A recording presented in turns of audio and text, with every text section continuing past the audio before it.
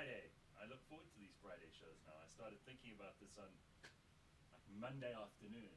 Like, I've got to do some stuff for the show on Friday. I bombarded James, the producer, with so much stuff that I think he just went into hiding for a whole day. Anyway, we've got lots to do. Lots of interesting things to talk about. People popping by. We're going to see three of our usuals, Leanne and Ben and Mash, a little bit later on, so stick around for that.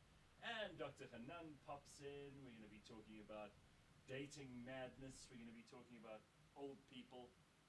You know, I realized, I don't know if maybe I'm just becoming more ornery as I get older, but I drove out. I went to visit my parents one of the days this week, and I drove out, and there was a woman in they're not in an old age home, by the way. It's a woman in a walker walking towards the gate, but so slowly.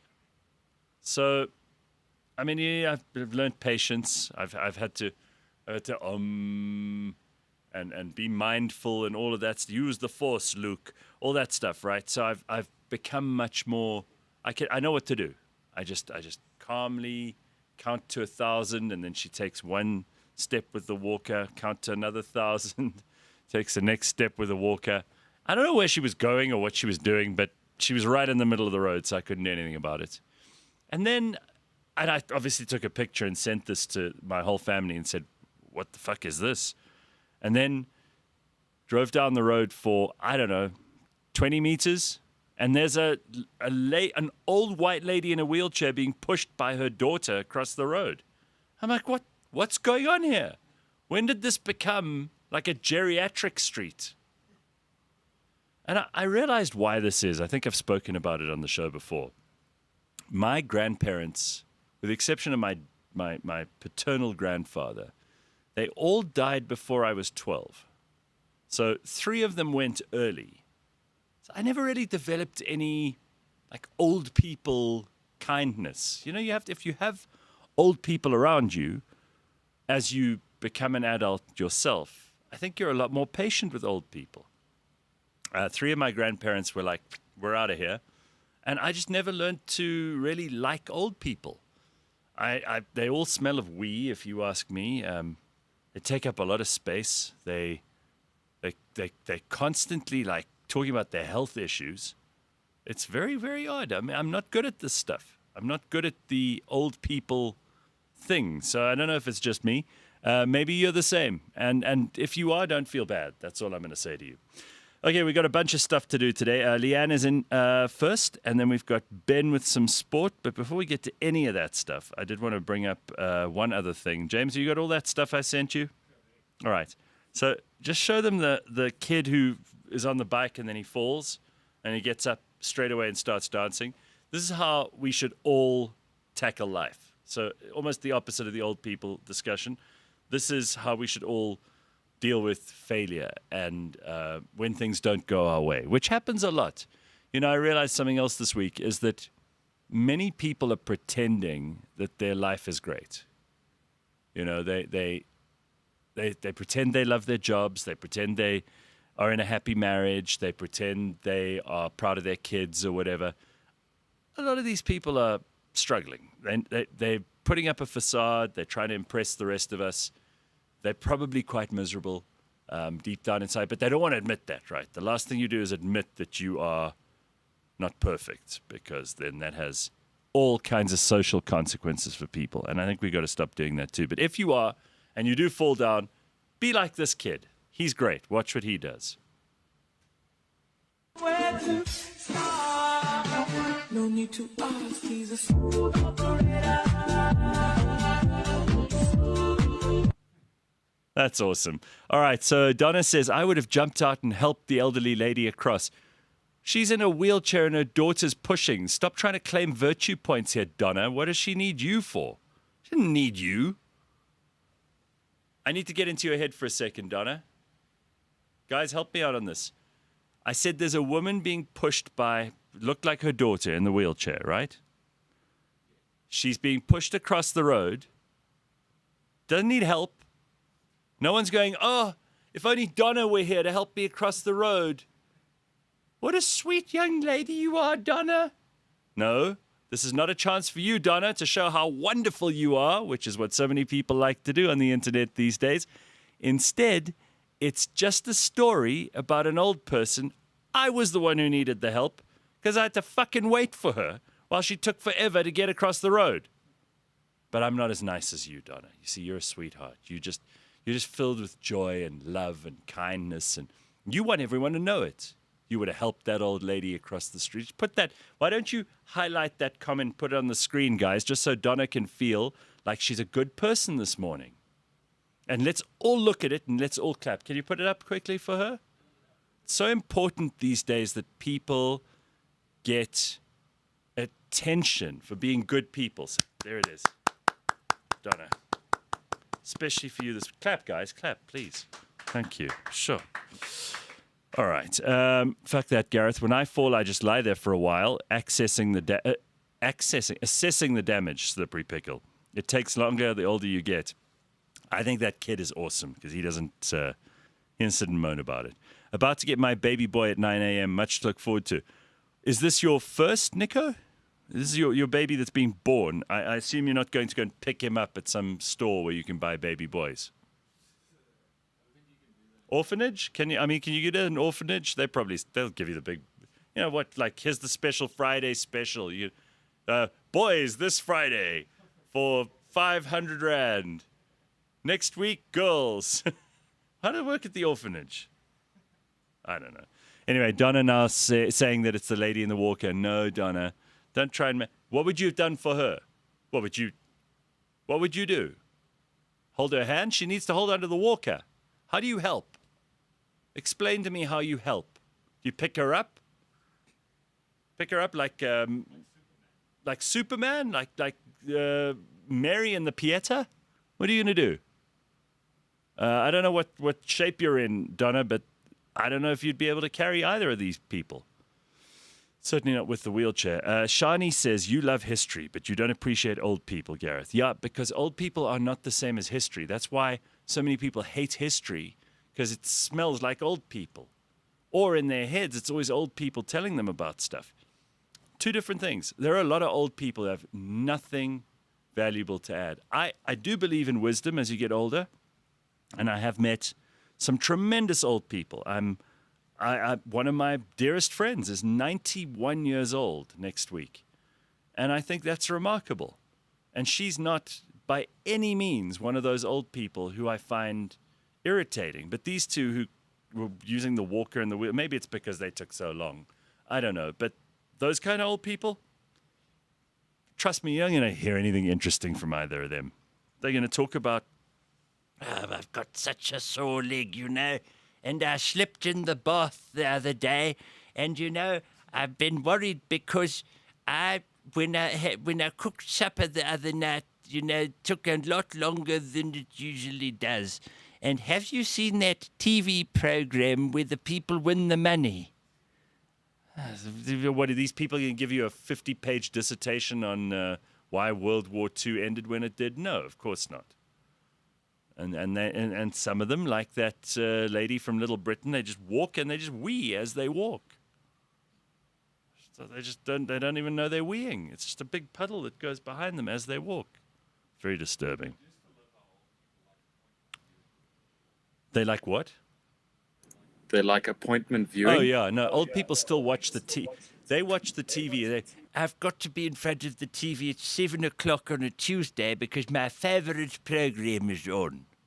And then they sit there. Nico, very cool. It's his second baby to be born today.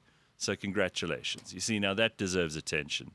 Donna would put her on his back. On her back. Mapello. Yeah. Okay. It's early, you spelling Nazi, says Slippery Pickle. No, I was just I'm trying to read the words that you write down without misrepresenting you. But if you can't spell, then it's going to lead to embarrassment, Slippery Pickle. Donna's back. She says, I would do what I usually do. Get out and just offer a smile and an arm. I used to work with old people, lol.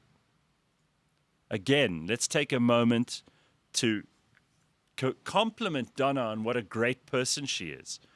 I really think that we don't have nearly enough love for Donna this morning. So, Donna, First of all, you do what you usually do because you're just such a good person. You do this all the time. Your day is just filled with moments of random kindness. You're basically this close to sainthood, Donna. It's wonderful. I mean, how lucky are we to have you listening, because you're such a good person. The light of the Lord Jesus Christ just shines through you into our show. Look at us. How fortunate we are. And then she says, I'd get out and offer her a smile and an arm. Yeah, because she needed a smile. You think I didn't smile at her when I eventually got past her 5 minutes after waiting there? I did. I smiled. I went, oh, look, it was a bit of a sarcastic smile, but I went. And then she smiled back, but it took her so long that I'd already driven past by the time she did it. So I don't think the smile would have helped at all. Didn't make her faster.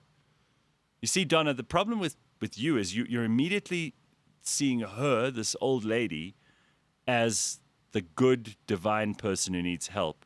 And you're seeing me as the bad guy because I'm complaining about them. But I was the one I was in pain, Donna, not them.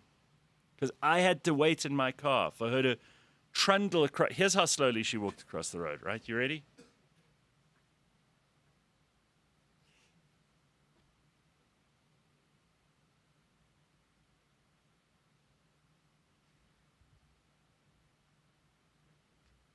How are you enjoying watching the show in slow motion, huh? Anyway, all right, so enough about Donna this morning. I think we've given her quite enough attention for being the saintly, godlike woman that she is. All right. With all this old people slamming, I have to keep the volume down here in the hospital, says Nico. No, they can't hear anyway. G's in a good mood. I am. I'm in a great mood this morning.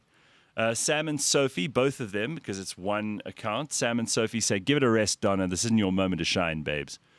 You know, it's funny. Like, there are, and again, we can move on from Donna, but the real problem is that there are thousands and thousands, if not millions of people who online are genuinely just looking for other people to tell them what a good person they are.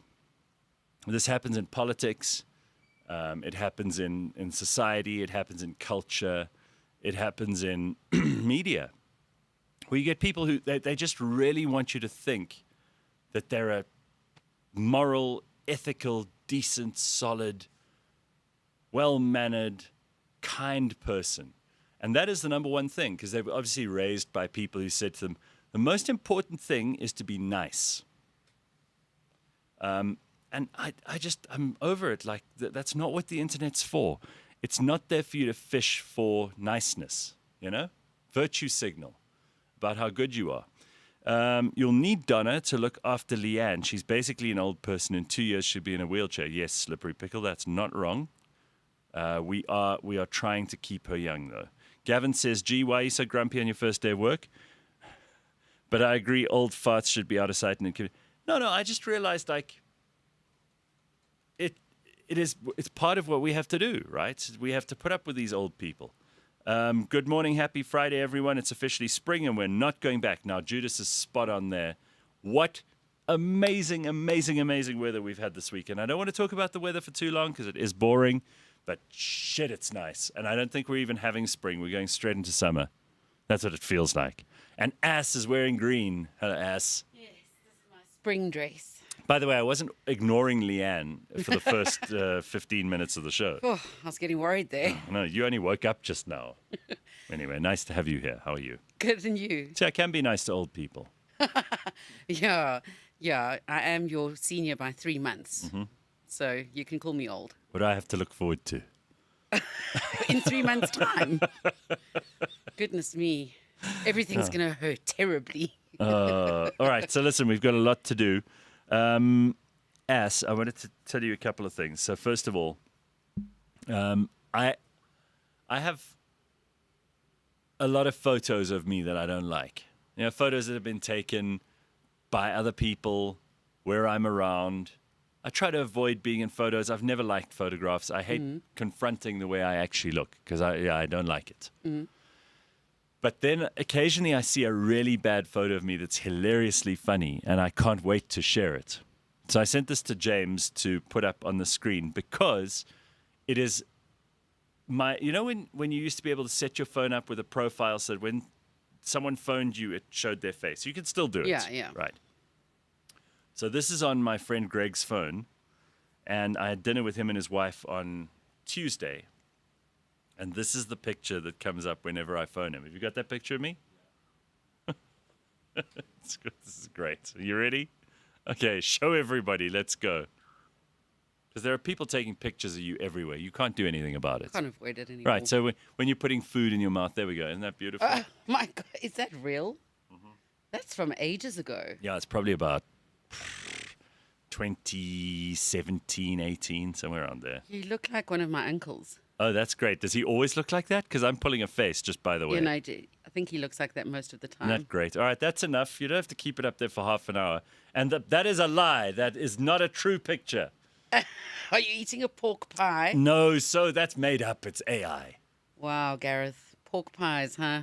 Yeah, You've always ripped off the people who eat pork pies. Well, because I don't. That's not me. There That is, you That's are. fake. It's fake, I Leah. knew it all but along. But you like that picture of me from before? You know, you said, sometimes there are pictures you don't like. Yeah. There is never a picture that I like of myself. Only in the past when I didn't like that picture at the time either. But now you like it. Yes, now I like it. Oh, gosh, we'll never learn. Never be satisfied. I just think because people are taking pictures all the time, there's nothing you can do about it. Someone is going to get a picture of you that's unflattering, that makes you look fat, that you look like you're pulling a stupid face. Yeah. You just got to embrace it all, right? No, exactly. Gareth, we're hitting the 50s in 2 years, Viasan. Yes, we are. I think about that only when I absolutely have to. But I do have 3 interesting things to talk to you about this morning about longevity. Oh, yes. So if anyone's thinking of living for a long time, and maybe you want to live for a long time, who doesn't? I mean, unless you are, you've had enough. Like, there are probably more reasons to be alive than not. And I think all 3 of these are fascinating. 2 of them just came out this week. The one I think we've spoken about to some degree, a longitudinal Harvard study that was conducted over, I think it's 90 or 100 years.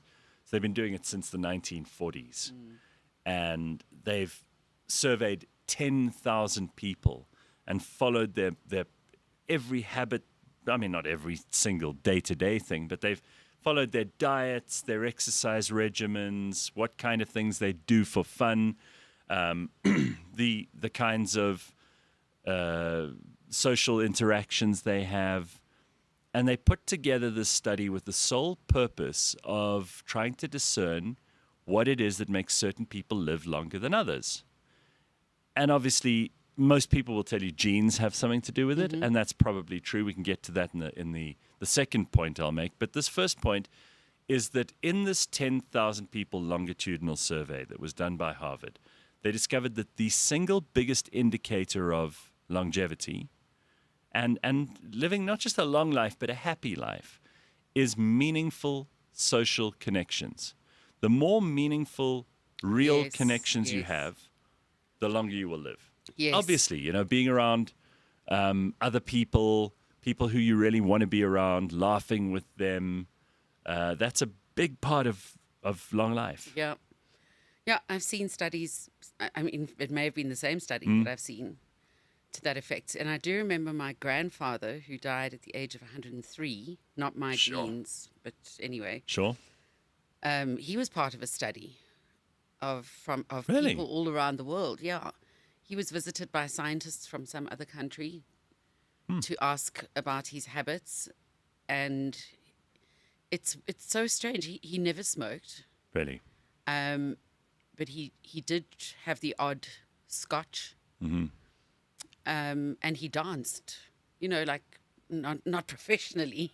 He was a mining engineer, but, socially. And that was his only form of exercise. Really? Didn't do anything else? Nothing else. Well, Lived until 103, mind intact. They looked at these people, and obviously the ones who health has something to do with it, activity has something to do with it, exercise, diet, all of these things matter. But the biggest factor was that you have to have those meaningful social connections. Yeah. So this week there are 2 other things that have been published. One which is getting quite a lot of attention online. The other one, which I think has just come out yesterday. So the first one is, and I'm very thrilled to hear about this, is that apparently if you take someone's calf measurement around the widest part of their calf muscle, the bigger that is, the likelier they are to live forever. Well, not forever, but for long. And you've got big calves. Yeah, that's why I'm thrilled. That's So why you're telling us about this study. Yeah, of course, because it makes me look good.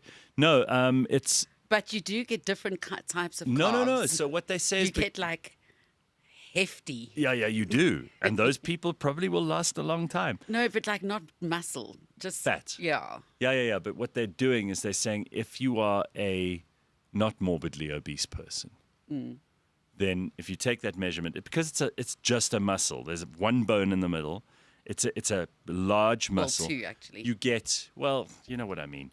You get a good idea, indication that person will live a long time, because there's a lot of stuff to do with the kinds of chemicals that are released when you're exercising. Muscles that big seem to contain a whole lot less water. I don't know what the exact details of this one are. It only came out yesterday, so I thought I'd share it with you now. And the other one is, you'll love this one too, Leanne. Yeah. This one will definitely make you and me and everybody else in this audience feel good, because they're all foul-mouthed, is that people who swear a lot live longer. You see, because they just don't care. And they've got good attitudes about life. Maybe. Or maybe they're really angry. No, I've very seldom found that people who swear are actually angry. I mean, there's a difference between oh, fuck you in the traffic, and like fuck, that was hilarious. Yeah. You know. That's really Harvard is a scam, says Goon. Have we learned nothing? Being around people you like means you need to be likable too, says Tracy. Yeah, that's kind of part of it. Basically, Leanne is saying down in the mines for a long life, says Signet. He was certainly above the mines. It's strange because his predecessor, my biological grandfather, was an under-the-ground gold miner. Really? And he was one of the top mining engineers. He designed the mines that are underneath Gold Reef City. So basically, that honeycomb that's under Johannesburg, that's partly his fault. Partly his fault. It's his doing. So if we have an earthquake and a third of Johannesburg just disappears into the ground, that's your grandfather. Yeah, no, I think I would I would sooner blame the Zamazamas for that. But they he don't was have the equipment the he sort of had. mining engineer who would, if there was a problem down in the mines, he would go down into the mines and sort it out himself. Right. Oh, wow. Yeah. But I want to, it's not what I planned to discuss this morning. That's okay. We don't have a script. But I thought, and I was thinking on the way here, do I go ahead with this or not? Go on. So it's probably going to challenge your opinions. Bring it in. I'm happy. And it's something that you've always been very aware of and spoken of even this morning, being obese, Yeah, what's fat happened? people, etc. Did you hit one on the way in? It's dead. Did you knock one of these heifers off the road when you were driving here because you couldn't see them? They just took up too little space. I went for a complete overhaul to the doctors. What does that mean? It means that you go to the doctors for a complete overhaul. Did they put a tube in the front, tube in the back, and just like press a machine? No, so I did a lot of blood tests leading up to this, Yeah. answered a lot of questions, and had a 2-hour consultation with a Good Lord. specialist physician. Did you feel special? Actually, yes. You know, it's nice to speak about your own ailments for 2 hours. Okay. So where's the challenging A part? specialist doctor say you are a bit of a Chinese puzzle. Yeah, well, you are. And that's just mentally. We're not even getting into physically. So I don't speak about it much, but I've always been hypoglycemic, low What does that blood mean? sugar. Low blood sugar. My body produces too right. much insulin. Oh. So it's the opposite of the classic diabetic that you would think of, Mm-hmm. who needs to inject insulin. That is type A diabetes. Okay. All right, so producing all of this insulin, eventually getting to the point, as predicted, of being insulin resistant because of just being flooded with insulin. Right. And then from there, what happens is you become diabetic. a type B diabetes. So have you got diabetes? Yes, so I'm on the cusp at the point where it needs to be treated as diabetes. What are they going to give you? Ozempic? Yes. Okay, great. So Apparently it works wonders. I haven't started it yet, but I just thought it might be interesting to monitor. I just love the fact that you're saying this right at the start. Most people will try to hide that they're on Ozempic because they want the credit. This is the debate, Yeah, internal debate. You remember what I said last week? Is how I hate the Ozempic and I think everyone should have to exercise and do the hard work. Exactly. So I thought this might be a bit of a challenge to you. No, I think it's great that you're doing this. I really do. Well, it's I think not it's that amazing. I'm doing it. I know so it's many that I need the people- medication. Yeah. I know so many people who, from a health point of view, it's not because of vanity. It's not because they want to look a certain way. It's because they genuinely have either a diabetic condition or because they're suffering from some other ailment as a result of not being able to control the weight, which is a real problem that many people face on a day-to-day basis. We've always been very critical of fat people on this show, but the biggest killer in South Africa is heart disease, right? It's worse than TB, worse than HIV. All of those things Well, are it's visceral fat, isn't it? Which Correct. means it's surrounding your organs. correct. That is a high indication that your body is not functioning correctly when it comes to hormones. Mm-hmm. And I think it's about time that perhaps you admit that sometimes being overweight is a disease. You go too far. And it's not No, about you can't eating have everything you pork want. pies, because No, I'll tell you now, calorie for calorie, I eat probably about a third of what you eat. when we're looking. No, that's unfair, because I actually have to be reminded to eat. Sometimes it'll be 2 days and I haven't eaten. Okay, fair enough. But maybe you haven't got bigger in the last 3 or 4 years. No, because I've been extremely Yeah. stressed, So in other words, perhaps not eating. the weight you picked up, you just haven't ever lost.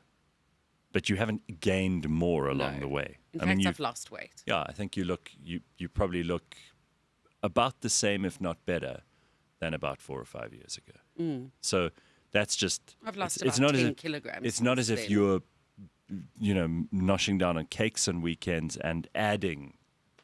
I don't even like cake. I will have Look, a chocolate once a month. Don't attack cakes now. You don't have In to. fact, I lie. I had What hectic if- chocolate cake okay, so- yesterday, so what which, if the- which we call coma cake because it literally puts you in a coma. So, what if this Ozempic makes you svelte and thin and gorgeous? You start wearing bikinis and Gareth, going what, out in my at night. 50s? Yeah, maybe. I mean, I No. could see that happening. Yeah, I could see you being What I see happening tarting it up and is loose Friday night. skin that would have to be surgically removed if we have to oh nonsense. be realistic. Knowing you'd snap back into it. Oh, snap back. You're saying a 50-year-old Yeah. is going to snap Guys, back. don't you reckon Leanne? Oh, God. You Leanne see, what could have I guard- actually Yeah, I unleashed? say, so now we're going to need the people to keep an eye out socially for Leanne. She's going to be out there on the prowl, wearing tight clothes, looking like her 18-year-old self again. Watch, it's going to happen. Suddenly the Ozempic's Obviously, going to... didn't think about this hard enough. Clearly. No, it just didn't go the way that you thought it would. Leanne is probably allergic to her own snot, says Mo Rabbit. How revolting. How revolting. Yeah, what's wrong with you? Have some respect. Leanne, what medical aid are you on? Says Rebellious Ruth. I don't know how that's any of your business, Ruth. Come on, Leanne. Jeffrey Dahmer sometimes went months without eating, and his weight was always stable, says Slippery Pickle. Bitcoin Bit says, create a poll. Yeah, because he didn't have diabetes. Yeah, no, you didn't. Create a poll. Will ass tart up again? That's a good. That's a good poll for this morning. Will Leanne tart up again? A, yes, I expect to see her out with the 18-year-olds. B, no, she's going to stay at home with the cats. And Why then can't we've. I be tarted up and stay home with the cats? What's Because the point? that's the most What- likely. What's the point so of? put option C, both. No, but why would you tart up and stay at home? Because Gareth, I don't feel like tarting up for other people. Come on. You used to tart up all the time for the show. In fact, I've never been a tartar upper. No, but I've never been like no, one but of those in my Instagram okay, girls. in my imagination, I like to think that you stand there in front of the mirror tarting up No, for hours. I certainly wear more makeup now than I did then. That's for sure. I was always like a natural girl. Okay, all right, very good. Okay. Leanne will have new hips and a new body at 50. She's on her way. Exactly. Telling you, Pumlani's right. Okay, so let's just quickly talk about this. What do you think Gen Alphas want to be when they grow up? We're always talking about the generation stuff How old on are the Gen show. Alphas now? Gen Alphas would be people They're in their who are just becoming teens. They're just entering their late teens into early 20s. Yeah, born from 2010. There we 15. go. Okay, so 15 and up to Gen Z. No, 15 and down. Oh, yes, of course. From 'cause ages 2010. 0 to 15. All right, so yeah. Okay, so if Right. we had to ask a 15-year-old today what they want to be, an influencer. Put up the graphic. Let's show Leanne the honest and horrible truth here. What do you think, Jen? Oh, see, YouTuber. Yeah. YouTuber's number 1. TikTok creators number 2. Let me just Oh, remind, Lord, this is depressing. 32% of these Gen Alphas that they surveyed, and I don't know how big the sample size was, but that's just so frightening, okay? Then after that, after those two, which together add up to almost 50%. All right, so to be a video maker, essentially. The third highest category at 20% was doctor or nurse. Now, that's commendable. It's quite a jump. It kind of juts out there, doesn't it? Yeah, it does. And then we've got a video game developer at 19%. Entrepreneur comes in at 17, although I think And what does that mean? Well, that's it. If you asked most of the Gen Alphas what an entrepreneur is, they wouldn't know. No, they won't know. They You don't become an entrepreneur. No. Usually you you're do forced something to. in your life, and by way of doing something new and unique and different and groundbreaking, you are recognized as an entrepreneur. Right. The same as an influencer. You don't become an influencer.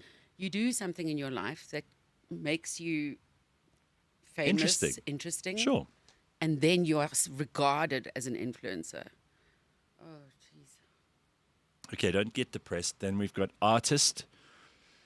Again, commendable. Sports athlete, which is great. Online, what is that? Streamer, but that should just be part of like YouTube and TikTok, really. Then musician and then teacher. All right, so the only real careers there are teacher, artist, although that's also debatable because sports athlete is, again, you don't just say I want to be. Yeah, a you. sports I want to be Formula One you driver. are recognized as a sports athlete because you've achieved. Yeah, and because you've After got the fact. and you got natural talent for it, right? It doesn't just happen. Anyway, I do feel very, very sorry for people because this is kind of why even the next generation, Gen Z, why they feel like work is a punishment. Because they can't get to do the jobs that they want to do. And I don't think their jobs would be very dissimilar to the jobs that we saw from Gen Alpha. They probably also want to be like YouTube Of course, influencers. there's a massive overlap. Yeah, so I think this is why people feel like work is a punishment. It's horribly concerning. And you do meet people, and again, I don't think it's necessarily generational, although I've spoken to people across various age groups, and they seem to have an inclination towards the fact that younger people are less likely to consider work an important, meaningful part of their lives. They kind of think of it as a punishment to earn money, 100%. right? You know, I really don't want to be one of those older people who says, in my day, but it's happening more and more. Too late, just go. I had I overheard the Gen Zs in my office talking about how they don't take Uber alone, the girls. Yeah. I can understand that to a certain Sure. point of view, a certain point. I don't go to the shops alone. I'll only go to the shops with a friend or a boyfriend. Really. And that reminded me of when I gained freedom and independence, being able to You drive, couldn't wait to drive all over to the go to a place. mall just Yeah. by yourself and shop. How Yeah. amazing was that? To go and drive somewhere new and But experience let's it. not blame them. No, it's also the times. I understand. No, but it's also the parents.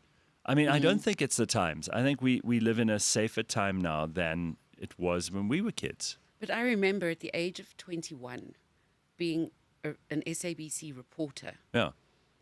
I was in the middle of Braamfontein Oh. during a taxi strike, Right. reporting on that with a television with a cameraman. And at one point, I needed to be pulled into an armored vehicle Right. for my safety. Yeah. Those So I'm people just you heard in comparing. your office they'd have a nervous breakdown. Yeah. Yeah, I think we need to be resilient, and maybe there's less of that going on. But I think it's also the parents. The parents have told them, the news tells them that the world is this scary, unpredictable place where everything happens and you can do nothing about it. And, every day could be your last, and the world's going to die, and climate change, and all this shit's going on. Ukraine, Russia, Gaza, and these young people are being told that things are terrible, and they're not. It's not that scary out there. It really isn't. And the chances of something truly awful happening to you are about the same as your chances of winning the lottery, which Or are being very, struck very by small. lightning. Yeah, it's very small. So you got to get out there. And let me tell you, there is some, I'm not Dr. Hanan, we'll talk to him in a moment or two, but there's a lot of reward in taking a chance and exploring and being curious. There is no reward in being safe. There is no reward for people staying secure behind their burglar bars and their gates and their Yeah. locked doors. There's nothing there. The world is just the most amazing place. And of course, these people hypocritically will tell you that they desperately want to travel because they somehow see the rest of the world as safer. Because they've been told that wherever you are is probably the most dangerous. I mean, American kids are growing up thinking America is dangerous. People in Europe are being told that it's dangerous to go out. In some places it is. And in South Africa, we've been told for how long that, you can't walk the streets. Well, I think you can. I mean, I saw people this morning at 5 a.m. Running on the streets in my neighborhood. I don't live in a gated community. I mean, I'm talking about the suburb outside. People are walking around running. There are lots of people doing this at 5 in the morning on a Friday. I mean, God bless you if you're able to do that. That's another story. I would never do that, but not because of safety. Just because I think that you've got to get out there. The things that are worth getting in life are not the things that are easy and convenient. I mean, I remember flying to London by myself Yeah. and traveling and exploring by myself. Yeah. Going to, catching a train to Belgium by myself. So it's very, very difficult for So me to did you understand. interfere or did you just let them talk? No, I did tell them about the journalist thing. And they were Oh. like, brah. But that's like you know. The old dinosaur. Yeah. All right, We're well, not like that now. here it is. Listen to this. Tracy says, years ago, while at a birth, my mom is in, and mom is in labor. Sorry, the mother, because Tracy's a doctor. I small talked with the dad, asked him what he did, and answer was entrepreneur. Months later, I saw in the news that he was bust for smuggling parlemoon. Bitcoin Bot says, Gareth, they see work as a punishment. I think he's talking about Gen Zs here, because the Gen Alphas aren't at work yet. Because you need to work much harder to achieve the dream, a nice car, a nice house, luxury expenses. This comes from broken money. Yeah, I think that's got a lot to do with the world of marketing and advertising. I think it's got a lot to do with social pressures. again, I said earlier this morning before you came in, there are a lot of people who are living a fake life. They're lying about their job. They're lying about their house. They're lying about their money. They're lying about their lifestyle. They're trying to impress people. People who actually, you can hire bottles of Moe. Yeah. Just leave them unopened. Right. They're and then putting on a return show. them. Yeah. They're putting on a show. They're trying to impress strangers. And this is where Bitcoin But's right. He's hit the nail on the head. It is very, very difficult for people to accept that they might be ordinary, they might be poor, they might be unable to make the choices that they see in Instagram Reels. And you can only be happy once you get to a point. I don't know if any of us get there early, late, whether it's an aha moment, whether it's reaching rock bottom, whether it's being scammed. I'm not sure when it happens, but we need to get to a point where we stop worrying about what people we don't know think of us. And this kind of connects to everything we've spoken about this morning. From me, like having a go at Donna, wink, wink, and talking about weight and talking about old people and all of this comes down to, like, why would you care what a person who doesn't know you thinks of you? Then they're not going to add any value to your life. No. So we've got to stop this. Just let's use the internet for the amazing things it can do, and the stuff it can connect us to, and just less of this needy, please look at me thing. I've got a video to show you on that just now. Remind me. There was quite a cute interaction. Again, I'm going to refer to the Gen Zs I work with, where one pitched up with a silk hair bonnet because she had an event later. A bonnet. And had an event later, and she had curlers underneath. And then had to go to the shop with another Gen Z. And she said at one point, "Do you think people are looking at me?" And the other said, "Yes, I do, but they'll look at you once and then forget about it." And it's so true. That was like such a good lesson for me. Yeah. Yes, people are looking at you. Don't deny it. Don't lie and say, "No, man, you look fine." normal. Yeah, you've got this fucking bonnet on. People will look at you, but they're not going to remember you when they're driving home in their car. They'll be over it. Gareth, what happened to Dr. Mark? Yeah, shame. I heard that's such a South African thing to say, shame. I got a message on Sunday on my way back from Cape Town that Dr. Mark had died. Remember Dr. Mark, who did the Tea Health show on Cliff Central with us for years? A really, really positive, optimistic, lovely guy. Used to come in once a week. We'd talk to him about balls and penises and titties and facelifts and Botox and all kinds of exciting things. And I heard on Sunday that he died. I don't know any details. Apparently there's a service for him. I think it's next week or something. But if I find out, I'll be sure to share it with you. Nobody's told me anything. I'm always the last to know, but there we go. Very, very sad that Dr. Mark's no longer around. I think he added enormous value to the world. So, yeah. Patrick says, I stopped giving a stuff what strangers think of me. In fact, anyone, like over 10 years ago, if they don't like me, it's not my issue. Patrick, then you're in the happy zone. That's all I can tell you. Like, life just is better. Yeah. Bitcoin, but again, back with, when I say broken money, okay, to explain what he means, I'm speaking about the money that can be printed and given out to the cronies before it arrives at the people. The wealth is held captive by the rulers. Well, you are Bitcoin, but we knew there'd have to be something about crypto in there, right? So I think that's what you mean. It's like fiat currency. I got you. This is a shame. I enjoyed him on the show, says Vyasan. Yeah, he was good, Dr. Mark. He was very good. Stevie says, hey, Leanne, absolutely the advice I give my kids growing up, people don't give a damn. They judge you at first glance and then you're forgotten about. Don't worry about strangers. So Stevie, spot on there again. Okay, we had a taxi-free day on KZN roads yesterday. What a pleasure, says Durban Dope. Yeah. Apparently, there was a big taxi strike on in KZN. I saw. I think there's one today in Gauteng. Oh, well, that's going to be a lovely day then. And Not for the people who have to catch the taxis, but for Yeah. everyone else on the road. That's actually what sparked the conversation, was because we, as a team, need to drive somewhere different than to the office today. Okay. And the concern was, where are the taxi strikes and will that be affected?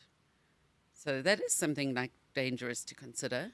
No, that's being aware. Like, you can't be unaware of your circumstances. So there's a lot of information around these days. You just have to be judicious about how much time and effort you put into information that can do you no good. It's not, if you are not in Durban, for example, last Friday or yesterday when they had their strike, then it doesn't matter to you that there's a strike in Durban. It's interesting info, and we can have a conversation about it. And obviously the people in Durban had something to deal with there. But in Joburg, no. It's like, I see people watching the news and they're finding out all about like Bangladesh and something's going on there. And I go, well, why are you getting hyped up about Afghanistan? It's not important. Doesn't affect you. I used to be like that. I used to get upset about international news. I used to get upset when something happened in a country that I haven't ever been to. And then I realized this is just unnecessary and stupid. Yeah. I mean, obviously, there are big things that affect us, like US tariffs. Yeah, of course. That we need to consider. Have we got Dr. Hanan? Okay, brilliant. Let's go to him. Oh, before you go to Dr. Hanan, I want him to watch that video of that woman talking about me. Have you got that? Yeah, just play that for him because I want to know what Dr. Hanan thinks of this. Take a look at this. Yeah. No, man, not her. No, James, not her. No, the lady, the woman who's talking about social movements and how they've... Well, this says movements. Yeah, that's the one. Yes. Jesus. Two biggest movements that deconstructed society were feminism and the Me movement. The Me movement of the 60s was basically a movement that said, I matter more than anybody else.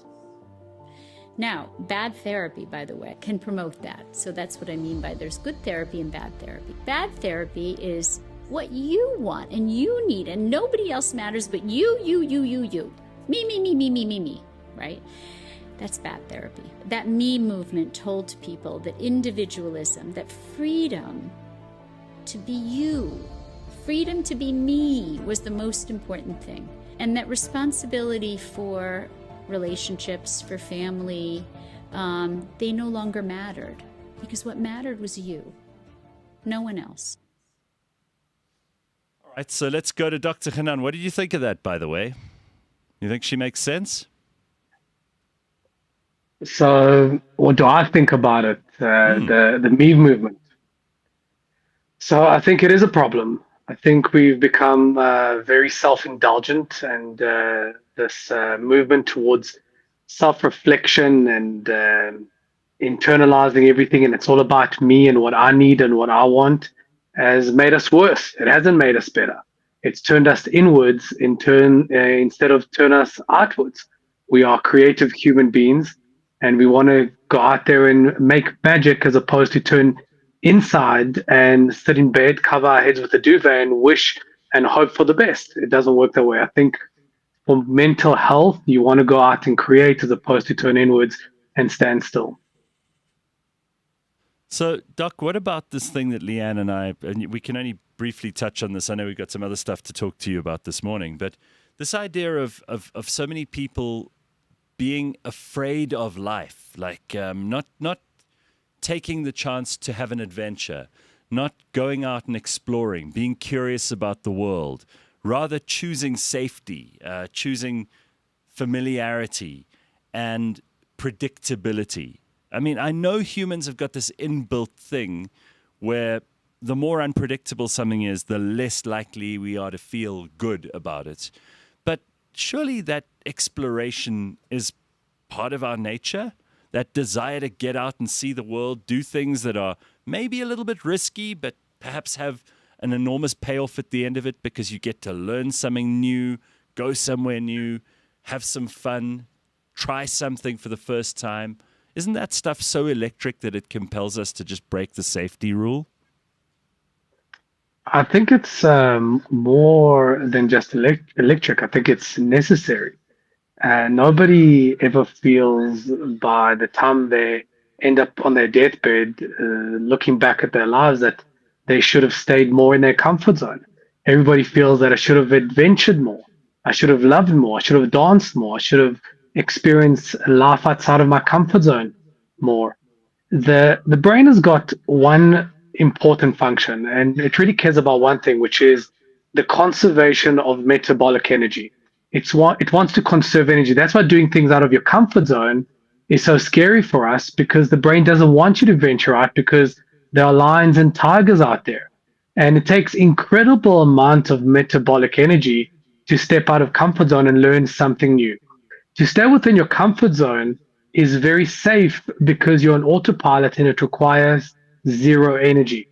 Think about driving your car. If I ask you to drive from point A to point B, you will literally use almost zero energy. But imagine I just swap the brakes and the accelerator around, just turn them around. So the one on the right, the other one on the left, I just swap them around. How difficult would it be to get from point A to point B? Your brain doesn't adjust to things very quickly. It uses a ton of energy to learn a new framework. So when it's a question between staying in your comfort zone or venturing out, your brain will rebel and resist and convince you and justify why you should stay in your comfort zone, even though your comfort zone might be worse off or might be worse for you than stepping out. But that's not where the adventure and life and meaning of life begins.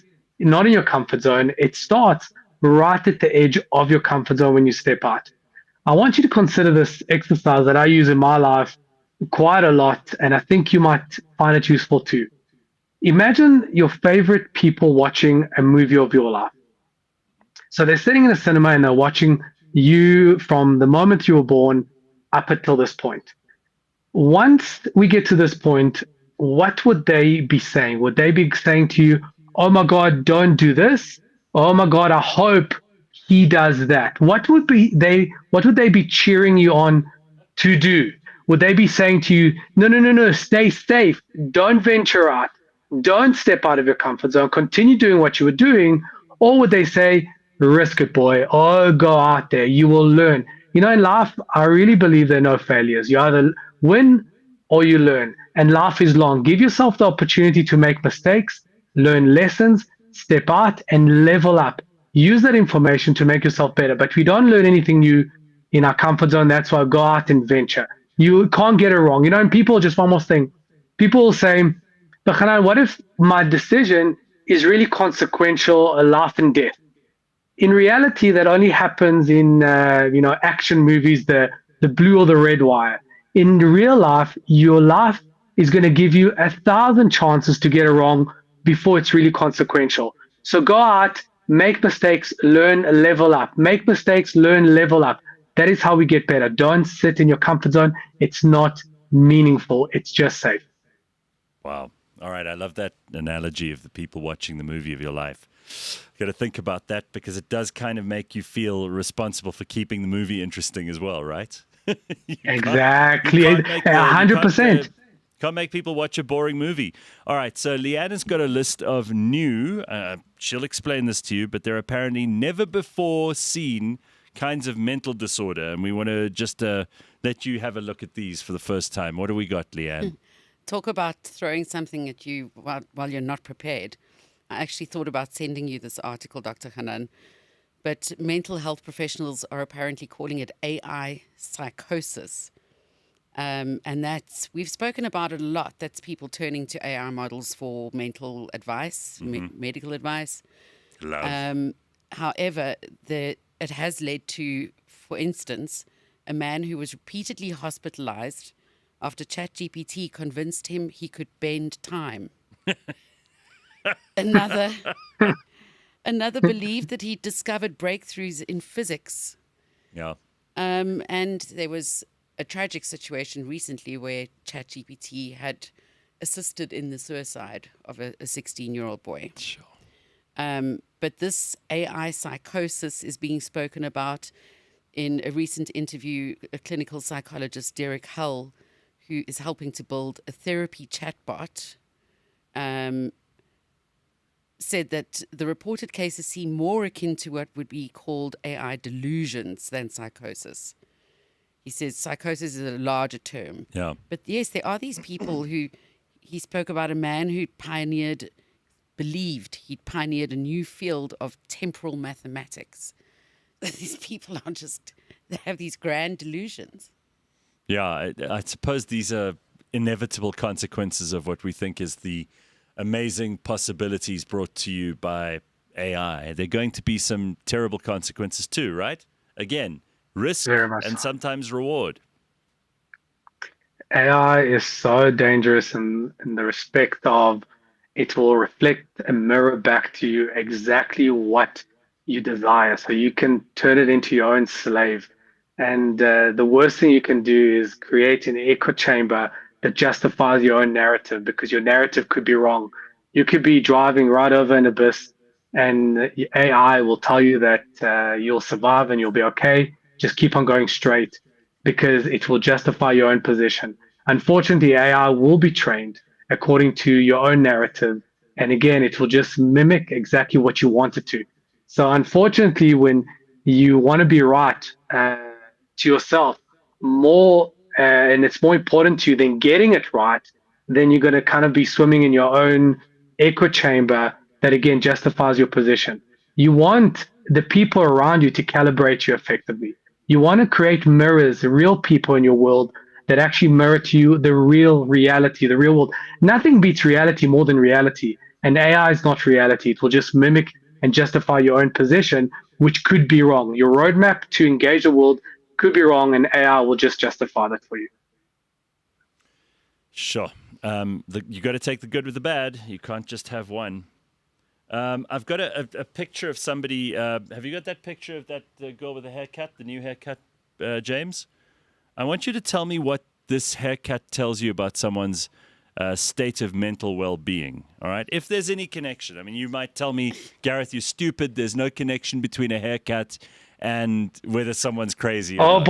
Oh boy, I can Have you only got the imagine. picture? Bring it. Have you got the picture? Oh Let's boy. go. All right, here it is. Let me guess, pink. You've always said, Gareth, if yeah. a girl has coloured hair, meaning out of the natural spectrum, so Yeah. pink, blue, purple, Yes. that she's probably mad. Yeah, definitely. No, if they have like electric blue hair, they're insane. I've never met anyone who's totally contented, comfortable in their own skin, settled, happy, composed, confident. Never found anyone like that who has like a very, very artificial color of hair. And of course, I might be proven wrong by the one exception to the rule, but I think it's a good rule. This is the haircut that I'm talking about, Dr. Hanan. There we go. It's all in the fringe. Yeah. What's all in the up with bangs. that? What is that? Prince Valiant? He-Man? Anything, The evil guy from what's that show called? As a fan of He-Man, I am triggered. I'm hashtag triggered that He-Man has been decimated like that. No Country for Old How- Men. how Remember dare- that? okay, it's because her hair is shaped like a triangle, right? How So dare that- this person? that That's is not, Greta not Thunberg, good. obviously. All right, so Doc, there's no specific haircut that indicates like this person's poisonous, stay away. Like the certain like frogs in the jungle have bright colors because they're poisonous. You can't give us any tips on hairstyles that must be avoided. No? Have you seen the movie? It reminds me. Have you seen the movie Shrek? You know the king from the movie Shrek? Yeah, what's his name?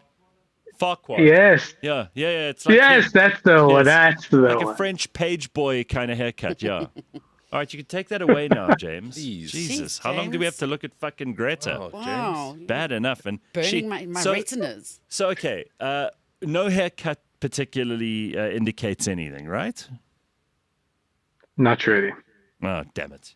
I thought we were on There to is something. something Sorry. about fringe length. The Okay. shorter the fringe, the more artsy the person thinks they are. Okay. And And those I was actually at an event with artsy people. And I pointed it out to my brother. We looked around the room and there were fringes that were far too short. like this. But that's the whole devil wears Prada. You know, like I'm Yolanda. yeah. I always think if a woman's cut a fringe, she's had a tough month. Something's quite not there. Yeah. I mean, you, Leanne, you have a respectable female hairstyle. You mean if somebody Pulled back, it's feminine, suddenly has a fringe? just cuts a fringe, and they're like, Especially if it goes, yeah. you know, it's very like, Square. very Teutonic. Look, I'm no expert of women, but I don't think it's like plan A. It's like you were fucking around, you've had a shitty week, I don't know, your boyfriend's on your tits or something. It's not normal.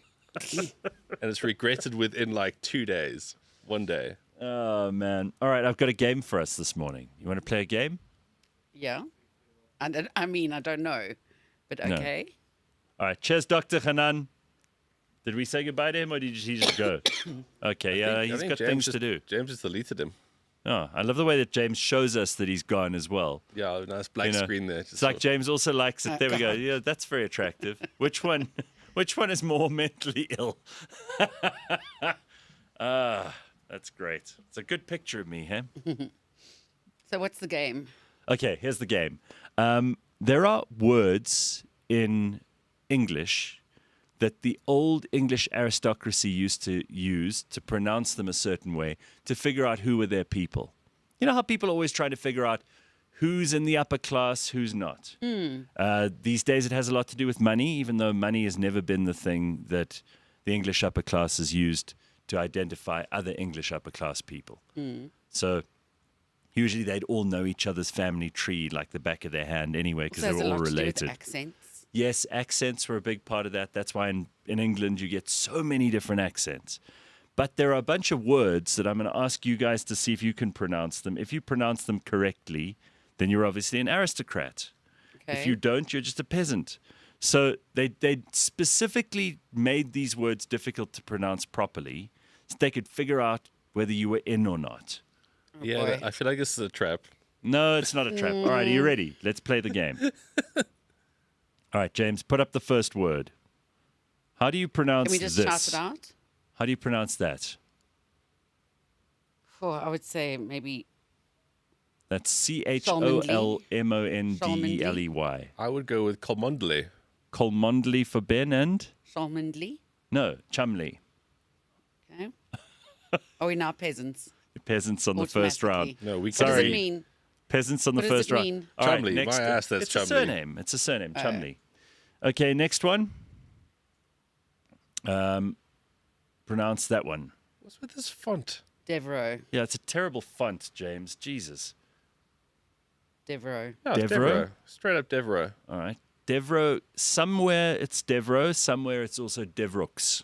No, I mean, if No, you're pronouncing I the don't know. X, you are. If somebody made, common. yeah. That's like going Chateau All Gatox. right. A lot of people say Devrooks, and it's not frowned upon. So not bad, but if you said Devereaux, not good. All right, try another one. How do you pronounce this word? Cloth. Yes, correct. Yeah, Clough. love. Very good. Very, very What is nice. it? It's clough. That's right. Leanne and Ben, congratulations. 1 point on the table. And you got a point for Devereaux. Okay, next one. Belvoir. Belvoir, Leanne. Yeah, Belvoir, it's pretty simple. Beaver. No, fuck off. No, it's beaver. I have a beaver. I know how to spell it. So there's a famous castle that belongs to the Duke of Rutland. It's called Beaver Castle. It's spelled Belvoir. So the French would say, so let me explain why you pronounce it differently to the way that it's spelled. Because French obviously came to England in 1066 when William the Conqueror defeated Harold at the Battle of Hastings. And then he installed all of his French nobility all over England. But in order to kind of make friends with the old English who lived there, they helped them to pronounce it their way. So the words developed in the common English tongue over hundreds of years in a different way to the way that the French originally pronounced it. So a place So, like... in other words, wrong. Yeah, wrong. But then what happened Thanks, was... yeah, that's what I was going with it too. was entirely inversely, the nobility eventually cottoned on to the way that those people pronounced it and kept that That was pronunciation. like that like this. Spanish king who had a Yes, lisp. And so that's why everybody else Yes. lisps in Yes, Spain. that's correct. I think it's in Catalonia only, though. I was in Barcelona. I've been to Barcelona Yeah, a few times. And it's there. That's where which they is- do it. Yeah. But they don't do that in Mexico because by then they had learnt Spanish the old way, and the king back in Spain didn't influence Mexico so much. Yeah. But it's interesting. This is linguistics. All right, you want to try more, or are you bored with this? Yeah. Oh, we can go for more. All right, go A on. couple more. Broughton.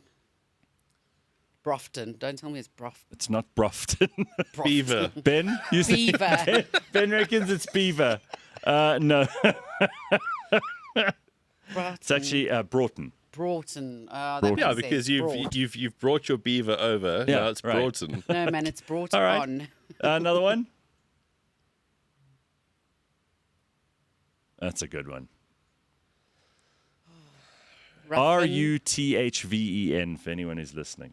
Yeah, I think I would also go with the Ruthven Or is it just Ruffin? or Ruthven. No, I'd go with Ruthven, like you Ruthven. said. Yeah. You're getting close. It's Riven. Riven. No. Yeah, but you see, you wouldn't know that unless you were. And the nanny won't teach you this. Back in the day, your parents would have to say to you, "Oh, this is Julia Riven. She lives down the road," and you'd go, "How do you spell your surname?" And she'd These go, people would be fucked at home affairs. "Totally." Oh my It's like gosh. anyone called Siobhan. I've always thought, like, you call your daughter Siobhan. You hate the kid already. Because Yeah. she's going to, like, go, "Oh, that's how you say Siobhan? Siobhan?" Anyway. Sioban. And Such a the weird Irish 90s. are terrible. Try another one. Weird 90s name that. Abergavenny. Speak about the Irish, So and they this come is, up. this is a lot about where you put the emphasis on which syllable. Right, go on. Abergavenny. No, A Burvany. no, no. But I like the way you're thinking, Ben. You pronounce that. Abergavenny. Leon, I reckon let's take out 4 letters and add 2 more. You pronounce. Shuffle the middle You pronounce and the that last. Abergavenny. It's an Irish thing. Yeah, it is. It's Irish, but Like that whiskey. yeah. What's that whiskey called? Whiskey with an E because it's Irish. Give us look, another is one. it? I think we learned 2 things today. This font doesn't work on the screen, No. and these people are all arseholes. Yeah, they probably are assholes, but they did this on purpose. Vulva sour. Now you're just getting silly. Vagina. No, it's as it's written. Vavasoir. No, Vavasor. Vavasor. Well, I mean, Vavasor. what is it? A surname again? It's a surname. Okay. It's either a place name or a surname. One more. Go. Choose a complicated one. Oh, that's Barkley. easy. No, you spelt that wrong anyway. Shouldn't have an E before the L. Yeah, there should be another E in there. How do you say that one? Egerton. Okay, it could be Egerton, Ayrton, Yeah, I'll go with Ayrton. Edgerton. Egerton. Oh, it just sounds common. No, Edgerton. Yeah, exactly as you said.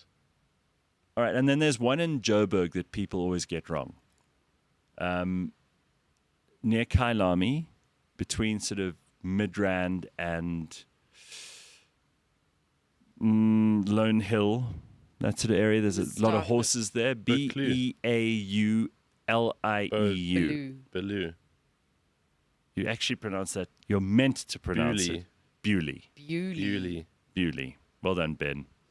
But people say Beaulieu. Yeah, I live in Beaulieu. But it's actually Bewley. Okay, so that's enough of that for today, making people feel bad about the fact making that us they feel weren't taught how poor to and speak stupid. properly. Yeah, all right, but there we are. That's quite enough fun for this morning. All right, Ben, you got some sport for us. Ass, you've got to go, don't Yes, you? I'm off. You're going to somewhere other than your office. Yes, somewhere I'm going mysterious. to a spa, the Oh, one without the R at the end, for a briefing on skincare brands products for 2026. oh. Very prestige, very luxurious. Are you going Yeah, to and with get that- treatments? Very That'd be a Vavasoir. hands-on briefing. Is that a very hands-on briefing? Perhaps. Very vavassoir. That's going to be your new word of the day. Ghetto. Vavassoir. All right. Okay, well, while Ass is getting ready for her very exciting day at the spa, Ben and I are going to talk all about the sport. So let's get into that. Ben, what can you tell us about the weekend ahead of us? Well, Gareth, first of all, I can tell you about this is the most incredible tracksuit that I've got on. It's the Arsenal. What is it, Arsenal? Arsenal. Why is it incredible? I mean, you've 'Cause worn it's- Arsenal stuff here It's before. an Arsenal NTS Didn't collaboration. you wear Arsenal stuff here last week? You wore red. Probably, Yeah. maybe. Yeah, well, as I said, tits, this is the season. Right. So we had a sports strip episode with Masma Panyani this week on The Bounce. I saw and it. We spoke about how sporting fashion's coming in, what's the do's and the don'ts. So you thought you'd impress us with your sporting fashion this morning, Well, did it's you? just been released worldwide, so there's a good chance you won't see any other human being dressed like this today. Oh, so this is a bit of a flex, is it? It's massive. All right. Speaking of flex, I did go back onto the website to see if Orbits had more of those More shirts. stock. But Still no not. luck. No luck, I'm afraid. No, they were given the 100 by that spother shop that made them near Sun City, and then that was it. Maybe next year they'll get some more. The Tlakong General Dealer. Is that where they go? Yeah, a bit of a tough time though, hey, because in the Intergalactic Derby last week, TS Galaxy beat Orbit College 3-1. Oh, shit. Flex, it's not going well for your team, eh?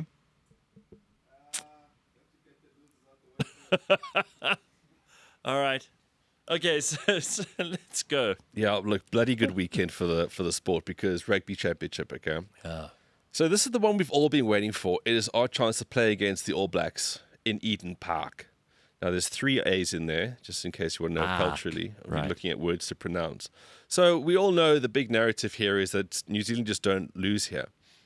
1994, 3rd of July was the last time they lost Sure. to the French. That was before. No, South Africa still had apartheid. We did.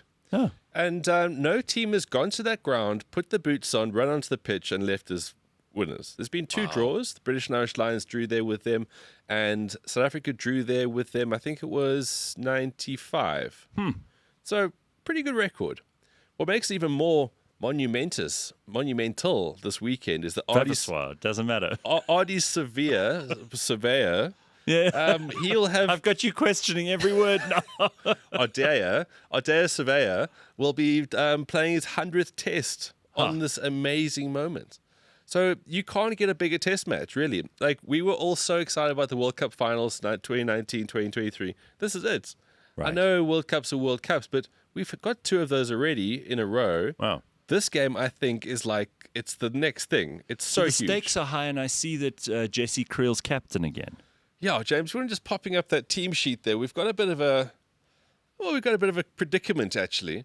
So we've been ravaged by the injuries here. No disrespect to Marco van Staden or Rio Nokia. Who's that insurance salesman on the right? That's Andre Pollard. He's our Okay. best guy. Okay. So no disrespect to those guys, but they probably wouldn't be our first choices, Okay. Marco van Staden's good and all, but I don't think he's a first choice flank at this level of the game. Sir Khaleesi's a little bit buggered as well. Who are you worried about here, Ben? I'm worried about a lot. I am normally very Bocker, go for it, box by fucking whatever, they're going to win. This is the first team sheet that I've seen in a while where I'm a little bit tight around the old sphincter area. It's just that this team hasn't really fired yet because we haven't got that dynamicness. Jan Hendrik Vessel's coming onto the bench. Just start there. Massive thing okay? That's a game changer. Massive dynamic player. Boan Fenter is not. He's just come into the team, debuting against Boan, Georgia. is that his name? Boan. Just the other day. Wilco Low, great. Luta Yaga, I would like to start with him, know that I can get an honest 40, 45 out of him straight up. I don't think he's an impact player. Yeah. Quacker Smith, cool. He's got lots to show. Great player. Then Kobus Reinach, Sasha Farman, Gomazula, Ethan Hooker. I like that for a bench. The game's going to be tight. We're going to kick a hell of a lot more. So those guys in the backs as replacements, very good. But Sir Khaleesi isn't fit right now. He's not at his best. He had a knee injury. He's still recovering. But Jean-Luc Dupree, this oak, he's either got cursed by an ex-girlfriend or something's happened in his life. Because every time this guy comes close to playing for the Boks, he either gets concussed, ill, or injured in training. A witch. It's probably a witch cast a spell. So a witch has cast a spell over Jean-Luc Dupree. Sorry, James, can you just get that back up? Sorry, Flex, one more time. So now, Siya Kolisi's had to come back. He's not a traditional number 8, but now he's at number 8. Marco van Staden's at 6, and Peter Steph Toy at 7. That's cool and all. But it's just, I worry that a guy is not fully fit and it's only going to have 40 minutes at best. But he is so inspirational. He is the guy that leads us generally. But now there's a hoo-ha from certain fuckheads around there who look at it and go, why is Jesse Creel captain if Siya Kolisi starting? Well, Siya Kolisi is not going to play the whole game. This is a massive game. So, Jesse Creel's been given the captain's armband. Some people say the optics are wrong around that. I say, get stuffed. So, look, it is a good team. It is a Bok team. The Bok should win this because the All Blacks also have their injury problems. They can't get a scrum off that they want. It's a massive occasion for them too. Not everyone in that All Black team is going to be able to go, I've played Eden Park so many times, I know the drill. They'll also be shaking like a shitting dog. Because this is as big as the sport gets, okay? So 9 o'clock tomorrow morning, this is the greatest thing in rugby. It's the greatest thing in rugby all year. It'll be the greatest thing in rugby until the next World Cup. This match is colossal. It's huge. If you like rugby a whole bunch, there's also Argentina versus Australia, 6:30 before that. You know, the Rugby Championship's got amazing dynamics this year because all teams have won one, lost one. They've all got their own merits as to how they're going to win it from here. But this game at Eden Park is just, it's the biggest thing. So what was this cricket that everyone was talking about this morning? I saw it on social media. We played against England at Lord's. Look, the Proteas are doing bloody well right now. They went to Australia and they won. They've gone to England and now they've won. 3 tests, 3 ODI series, and they've just won 2-0. Great. They'll play again on Sunday. It's another series win. SA Cricket is just... It's charting in all the right directions. It's looking really, really good. Next Wednesday, they'll start a T20 series against the Poms as well. And then, yeah, it's very exciting. After we won the Mace for the World Test Championship, I'm sure the women are going to be fired up as well. They're going to be playing a World Cup, no doubt, next week. Right. It's always on the cusp with the women. It's just damn exciting right now. All forms of SA cricket is in a super, super place. Currie Cup. Final round of preliminary matches, the group stages. So the Bulls, the Sharks, Western Province, all shithouse this entire season. Done. No chance of making the semis. Unbelievable. So Johan Ackerman, who's the new giant Bulls coach, okay, not because he's a massive man, it's just that he's now the main guy. He's replaced Jake White, and he said that currently their injured 15 is better than their playing 15. So we've had a lot of injuries in SA Rugby of late. It's not been great. But the big thing is that Griquas and Boland, they are currently top of the log, first and second. Then we've got Lions and Cheetahs and Pumas. So those are your top 5 teams going into the shake-up for the weekend. Sharks play the Pumas tonight at 7. Western Province will play Boland tomorrow, 2:45. Lions versus Griquas at 5. And the Bulls versus the Cheetahs. That's at Loftus, 7 o'clock. And then there's the Women's World Cup Rugby, Gareth. We're into the knockout stages of that. Okay. So people get very excited. They actually knock each other out? They probably will. Yeah. You know, people get very excited about this. Who are these people? Who are these people who get excited about this? Yeah. So Sunday is the big one. Okay. So sure, if you tell me so. Basically, the women's Springboks need to try top their pool. So they're playing France. They've just beaten Italy for the first time. They hammered Brazil. Now they need to beat France. If they beat France, there's a very good chance they'll play Ireland in the next round. If they don't beat France, then basically they're going to play against New Zealand and they're going to get humbled. Now, I'm not like humbled as in that's a lesson. They're going to get humbled to the point where it's going to be sore. Like there's going to be tears. They're going to need to be consoled afterwards, hugs, extra chocolate, whatever it is that gets you through a tough day. Appointments with Dr. Hanan. Because the All Black ladies, they are very good. Them in England, okay. So them in England are the best by 7 miles, and then the rest play a bit. Well, they call those English women the lionesses or something, don't they? It just same old story, right? Resources, professionalism, player base, player resources. So it's really cool to cheer on these women. They've come on great leaps and bounds. But yeah, I think this is kind of where the ceiling hits. But this is where the fairy tale moments also start. So if they can beat France 5:45 on Sunday, happy days. If not, also happy days. Bafana. Now this is a story. So you know World Cup, big thing. We never really get to the World Cup because it's a little bit shit. But this time round, we're top of Group C. So if we finish top of Group C, we go to the World Cup in America land and the adjoining territories. So kind of a bit of like drama, really, because Tebogo Mokoena, he got 2 yellow cards during qualification. And then they fielded him in the next game against Lesotho at home, which Bafana scored 2-0. So they won. Now, you can't field an illegitimate player. He's meant to be suspended. So what normally happens is, sorry if I sound a bit nasy today, I got a little bit of flu. What normally happens is that you then forfeit those points and essentially lose the game. So Bafana currently top Group C on 13 points. Benin and Rwanda on 8. Nigeria is on 7. And there's 2 games to go. So all of those teams have the opportunity to get 6 more points. So they can mathematically leapfrog Bafana and go to the World Cup. If we get docked those points, now this is the thing, FIFA haven't decided yet. There is so much on the go here. So Lesotho didn't protest the result, so therefore the points weren't taken away. You know what we need at this point? Money. Danny Jordan. I know he's a crook. I know that he's been told by various courts that he's a bit handsy on the women. But, I mean, this guy can, he'll go over there. He'll go over there with an envelope of money. He'll make a deal. Gareth, I don't want to get straight into it. There was another bit of preamble. He's good with FIFA, you know? This is the thing, right? FIFA haven't decided on this. They haven't closed this matter.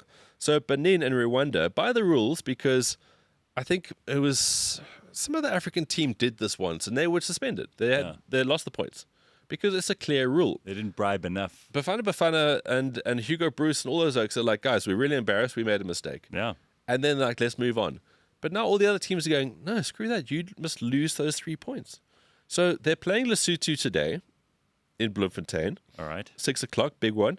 And if they win that, they go to 16 points and should really make the finals. Okay. But it's looming over us the whole time. Will they get docked these 3 points? Telling you, we sent Danny. He knows all the other oaks who are corrupt. He can make a deal for us. Look, Tuesday they play again against Nigeria. Both those games in Bloemfontein, also at 6 o'clock.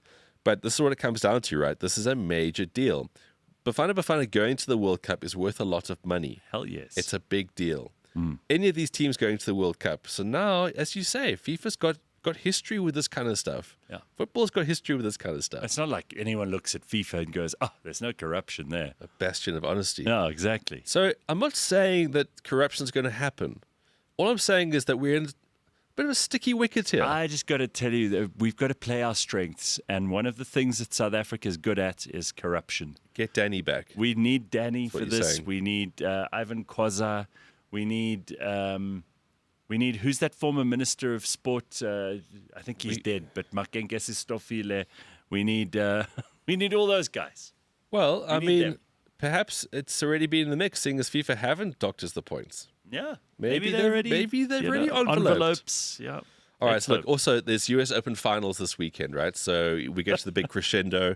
In the women's draw, Anna Samova has just beaten Naomi Osaka, which is going to make James very grumpy today. And Why? she'll Why take is on... it going to make him upset? James is a massive Naomi Osaka fan. Are you? Yeah. Okay. So she will play, Anna Masova, Pathetic. the 8th seed, will go on to take Arena Sabalenka. That'll be Saturday's final in the women's. And in the men. So Novak Djokovic, interesting stat, youngest ever guy to make all 4 Grand Slam semifinals, oldest ever guy to make all 4 Grand Slam semifinals. The absolute picture of longevity. Wow. What a guy. But that's where it ends, because he's taking on Alcaraz today. Alcaraz, he's young, he's strong, That's right. he's Spanish. On his way up. On his way up, so that's kind of what happens. I mean, I just feel like that's where we are in tennis right now in these Grand Slams. Everyone tries their best. Sinner Alcaraz final. It's kind of where it's at, because Sinner will be taking on Olga Aliassimova. Okay. He's Canadian, so I mean, it would sound quite disparaging. Yeah. So there are, guys. I mean, we got tennis, US Open finals. There's the Formula One, if you're still into that. It's the Italian Grand Prix at Monza. Yeah, it's one of those romantic tracks with Ferrari, blah, blah, blah.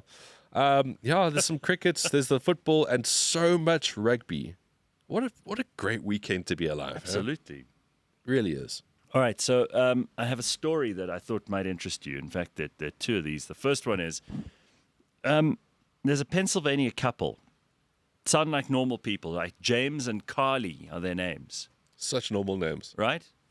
And they've been arrested. Police found their 5 children, aged 5 to 14, locked in a filthy, bolted room described as a dungeon with boarded windows, no beds, feces on the walls, and surveillance cameras wired to the father's bedroom.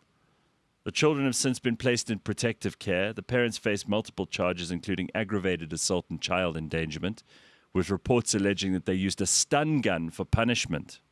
So if you have what you think is a difficult life, or you are one of those people who are you're into your 30s or 40s and you're still blaming your parents for stuff, compared to these kids, you don't have very much ground. You got to get over it. You got to stop complaining about your parents. If they didn't do anything like this to you, you had a great childhood. All right? Yeah. Really. That's the lesson I'm taking from this. Gosh, and the surveillance camera, just to make sure Wired that... to the dad's bedroom, just so you could see that they weren't doing too much of the feces on the walls. So if they were writing stuff on the walls of the feces, if there was a typo... well, if they, then for there'd be example, stun wrote, gun. fuck you, dad, then he'd come down there and deal with them. Stun gun in hand. Yeah. Okay. You know. But if they just wrote poo or whatever, then he'd be like, do your thing. Do your times tables with your poo. Right, exactly. 6 times 7 is not equal to Boarded 42. up the windows. Like I don't know. I mean, I thought Fritzl was the worst parent, and he's probably still in the lead. Remember Joseph Fritzl from Austria? Yeah, I mean, look, ultimately Fritzl's going to go down as like the Hitler of parents. Yeah, for sure. But these guys are like coming up. They're close. There's some horrible people around, I reckon. And the funny thing is, Pennsylvania is not all Hicksville. You know, it's a mostly quite smart state. They're not far from major urban centers. The first capital of the United States was Pennsylvania. Philadelphia, actually, the city, the capital city of I just don't see any state. I don't see any excuse for this kind of behavior, because it's 2025 still. We were exposed to enough to know this is really, really wrong. Yeah, It's and you got to ask anywhere like, in the world. the dad, maybe the mom and the dad have some mental health condition. That's always an excuse that people use. But I just don't see how you can get away with this kind of shit. And obviously they've been doing it for a long time, because the youngest kid is 5, the oldest is 14, and there are 5 of them. So did the eldest have some normal life before they were put in the cellar? How do you disguise this? How do you keep this from your neighbors? How do your neighbors not find out that you have 5 children locked in the basement? I mean, there are so many questions here. People have got to go and ask. Yeah, they they really always are. ask the neighbors of like a serial killer. They always find out, like, what did you think of Johnny before he shot up the school? And then they go, we always thought he was a nice kid, or whatever. Or, I mean, like, what if the kids were such shits, the neighbors helped build the dungeon? So then we've actually got a bigger circle of trust issue here. I don't know if that happened. The kids could be running around and, like, setting fire to stuff, putting firecrackers up dogs' arseholes, and they're like, you know what? That's it. Dungeon. Yeah, no, I don't think that was the thing. All right, so here's Simon Cowell. Leanne's going to the spa today. I just want to show you the difference between the Simon Cowell that there is now and the Simon Cowell that used to be. Take a look at this quickly. That's absolutely fucking terrifying, right? Look at that. I mean, in 2003, he looked like a human. He looked like a normal, pasty Brit. Not a lot going on there, but he looks like a normal dude. The hell is going on in 225? I always feel like when you look at someone's eyes, it's a very weird thing that you get so much out of that. Yeah. You look at the eyes on the right, like, those look dead. Yeah, they are dead. I know life's tough, and as you get older, Yeah. you lose your sparkle. Also, I've got to say, those teeth, I've noticed a lot of people with super, super white teeth. I think they're doing those kits that they do at home where they do their own whitening. You got to be careful of that stuff, because if you go beyond a certain kind of white and it gets blinding, like Simon Cowell on the right there, you actually become a danger on the roads, because the amount of light reflected from your teeth can make me think that you're flashing your bright lights at me. Yeah, you but know? You know what? It's always then like the domino effect, right? So now he's spray tanned to death, Yes. which then accentuates his chewing gum teeth. Right. And then those kind of things become big factors. On the left, he looks human because there's like some subtlety. Yeah, and by the way, it's not the lines really. I don't know if he's been for like surgery, but he's definitely had the Botox. You can see it on the brow. But those laugh lines on the left are kind of part of the character. You shouldn't want to get rid of those. Don't want any comments on that. I don't find my laugh lines very funny. Okay, well, there we are. That's a lesson for us all. Get old gracefully. Don't do a Simon So Cowell. I had my platelet repair. I can't even say your it. hair thing, yeah? I had my first thingy yesterday. It was fascinating. So Coming along, huh? yeah, it's going well. Are they satisfied, the They are. experts? And apparently, because I'm healthy and strong, I have good plasma levels. Oh, So they're spinning the blood. like Superman plasma. Yeah. So then, like, this woman said to me, "Do you want to look at your plasma?" I was like, "Okay, well, it's full yellow. Like, I don't know this kind of stuff. Yeah. I stay away from those things." So they spin the blood, they separate it, full yellow, and then they inject that back into your head. Right. It's It's fascinating. all the good shit. Yeah. So I had my head and anesthetic, I had numbing cream, which feels like it's still in my mouth for some reason. What do you still have to do? Or just let it grow? Just let it grow, huh? Just let it grow. It's like a cricket crease or a golf green. At It the is. moment. It's exactly like that, actually. It's Oh. like a good green. let So it- it'll be another year until we can get play. And it's going to be a straight hairline, and you can then have all kinds of exciting hairstyles. Have you Totally. thought about those, Ben, or you're not fantasizing too much about, No. wild hairstyles? You know, I just think something respectable for my age. I don't think. Nothing like Greta Thunberg. No, go for that. I mean, maybe like in 3 or 4 years' time, go for something conventional like some cornrows. But otherwise, don't really push it out too much. That's very exciting. But I like learning about how your body can do better. But there's like a level. I'm never going to Simon Cowell it. No, But it's cool the things you can do and how good your blood is, and like how has a amazing lot to do with it. what you can do with it. Um, Platelet therapy. Well, someone who's very healthy, because they keep trying to make it look like something's wrong with him. They keep telling us, Trump is very old, and Well, he is old. and he's going to die. And not yes, gonna of die. course, he's 79, I think he is at the moment, or 78, 79. Doesn't matter. Anyway, he went offline for 2 days last week. I don't know if you saw this. Everyone thought, oh my God, he's dead. Like the media pushed this narrative. Just there we go. Politico. Trump denies he's dead. Stupidest headline ever. But that happened over the weekend. Just because he wasn't truthing, because he doesn't tweet, he truths. He's got Truth Social, which is his thing. And he just took 2 days off. It was the Labor Day weekend in America. And they thought he's dead. I mean, what I find hilarious about this, and clearly Trump did too, because he mentioned it in the press conference, is that the former president, Joe Biden, was actually dead, certainly from here up, right? Yeah, for a long time. And he was not conscious at all. And for more than 2 days at a time, he didn't hear from Biden. Nobody seemed to have made a fuss of that. With the amount of golf that Donald Trump plays, why wasn't that the first one? See, it's this clickbait bullshit. As I sat down earlier, we're talking about these mental conditions or whatever. Yeah. People just need to get a life. This Trump obsession is so childish. Mm-hmm. It's just like you want a boogeyman. You amp him up to be such a thing. It's just a terrible reflection. The person who wrote that article, all those people, get a life. Just get a life. And try to repair the relationship, the damaged relationship you have with your dad. Yes. Because so much of this comes down to that. I've seldom met someone who is obsessed with Trump, whether positively or negatively, who has a good relationship with their dad. So true. Usually there's something going on there, and that's just a massive red flag. Be careful.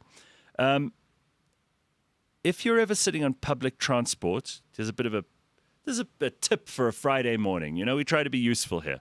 If you're ever sitting on public transport and you don't want anyone sitting next to you, like let's say the Gautrain, or as I was over the weekend on a plane, and you just don't want... I ended up having, by the way, Riyad Musa sitting next to me on the plane, which was hilarious and lots of fun, and he's such a great guy. But you never can choose. If you want to chase people away and there are empty seats and it's not a ticket where you assigned a seat, this is the thing to do. And this guy has just put a helpful little public service video together for you to see. Take a look.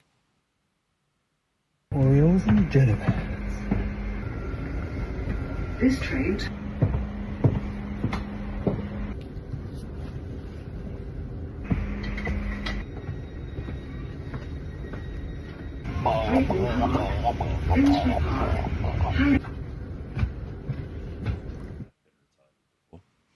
I've definitely done that before.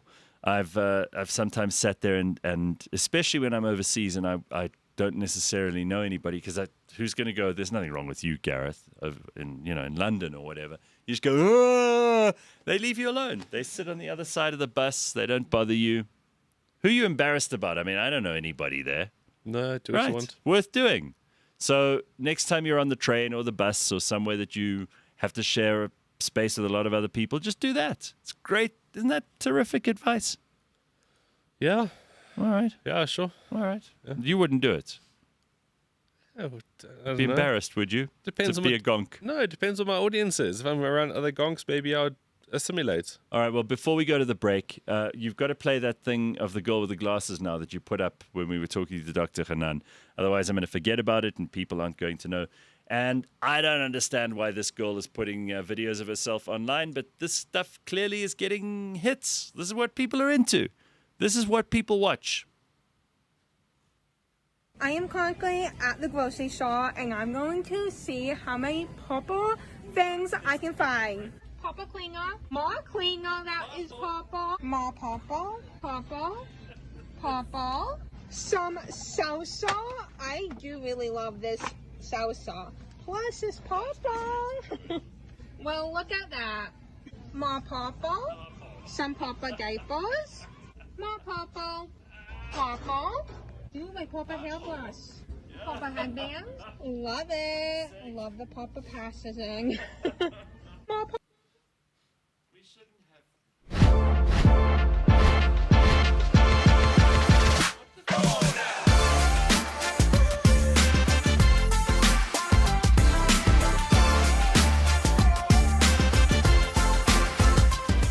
Welcome to our very first episode. 2 generations, 0 filters, and big energy. Boys and girls and LGBTQI. Did I miss anybody? A plus, everybody. Nobody's getting left out. Oh, well, we demand the bare minimum. Let me speak for my people.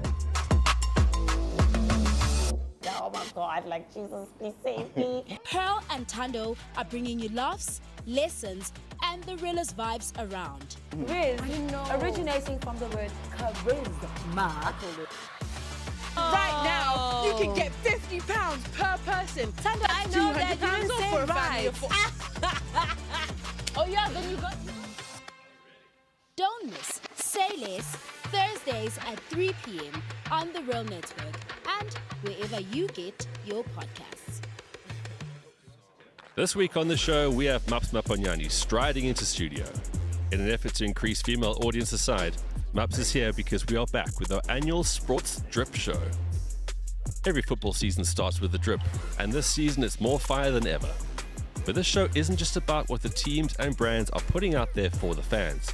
It's also about sports fashions, learning some fundamentals and how to look your best on game days and days when you just want some more game. Settle in for the annual Sports Drip Show. It's Maps Maponyani. It's episode 64 of the On The Bounce Show. Let's get into it.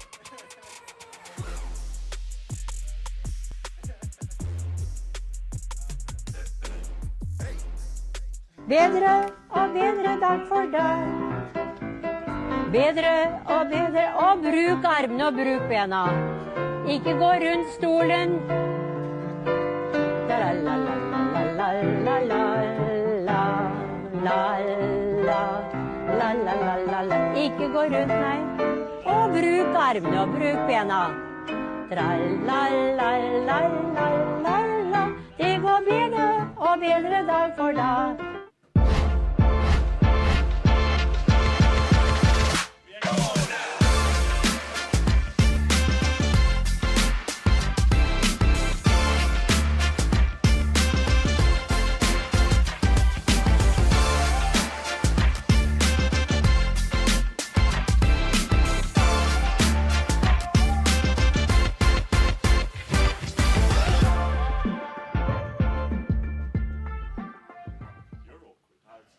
All right, we're back. It's Friday morning, and we are getting towards the weekend, I suppose. There's lots of exciting stuff happening there.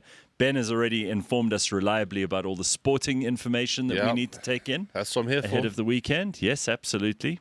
And Mash is here. Hello, Mashane. Hi, Gareth. How the hell are you? I am great. Hey? Very good. It's hot. It's finally spring. Isn't it nice? I'm so excited. Yeah. I'm about to wear my shortest shorts. It's about damn time. Well, Ben is actually a massive proponent of men shouldn't wear those long cargo shorts. Ben thinks that's stupid. Halfway down the He thighs, says guys. you've got to wear short. The shorter your shorts, the more manly you are. Oh yeah, if your shorts aren't actually short, you're wasting your time. What is a short that sits by your knee? Yeah, It's a stupid. lie, You're man. wasting It's a lie. everybody's Yeah. time. It's a lie. Yeah. Not shorts. It's a lie. Mediums. Yeah, it needs to be as far up your thigh as possible. Closer to your underwear, the better. It also keeps you honest as a human because then you should have decent enough legs, which means that you are working out, you're active. Right. Absolutely. It puts you under pressure. Well, it's not even pressure. You should be active either way. Yeah, Mash has been extremely unkind about fat people on social media lately. As we should So be. Because you saw the light. Yeah. Well, he used to be little chubs, but now... Oh, yeah. I was a big boned thing. Yeah. You're a big boy. But now you are one of those people who shames the fat people. Oh, guys, get it together. And I actually watched a reel recently, and it said that the people who shame and the people who are most fat phobic are people who used to be fat and lost weight. And the reason why is because they learn healthy habits and they learn that these things aren't that difficult to accomplish and to maintain. So when you start looking at people who are still big or even looking at yourself, you think to yourself, damn, what the hell was I doing? It's actually so easy. Right. So gotta shame them. So we can have that as a cut down and just have the title Former Fat. Yeah, that's a great way to put it. Yeah, beautiful. All right, so do you guys know what Shrekking is? Yes. Shrekking. I know very well what Shrekking is. Okay. Do you want to explain this to Ben and I? Okay, gentlemen. So Shrekking is when you give someone who is, I'd say, well, low. I'm trying to not make it sound too mean. I don't want to sound like a mean girl. Uglier. Okay, someone who's ugly. Yeah. Someone who's below you ugly. physically in terms of attraction. Greta Thunberg. Yeah. You give them an opportunity to date you, and then they disappoint you. They treat you horribly. They treat you like you're not attractive. Yeah, basically, that's what Shrekking is. So you treat them nicely, Yeah. even though they're ugly. Yes. And then they treat you horribly Yeah. because they don't know that you're doing them a charity move. Yes. You're actually being charitable. You're like, Sports, well, yeah, I but- could be batting at a 10. Instead, I've dropped my number to a 6 for you, Shrek. Yeah. That's where the word comes from. Obviously, the Shrek being the Yes. troll from the animated movies. Yeah. So it's someone being nice and then being rejected by that Shrek. the Yes, troll. it is. Yeah. How So, rude. It is very rude, and it's actually very common.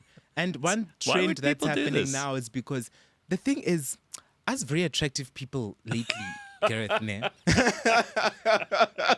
Go on.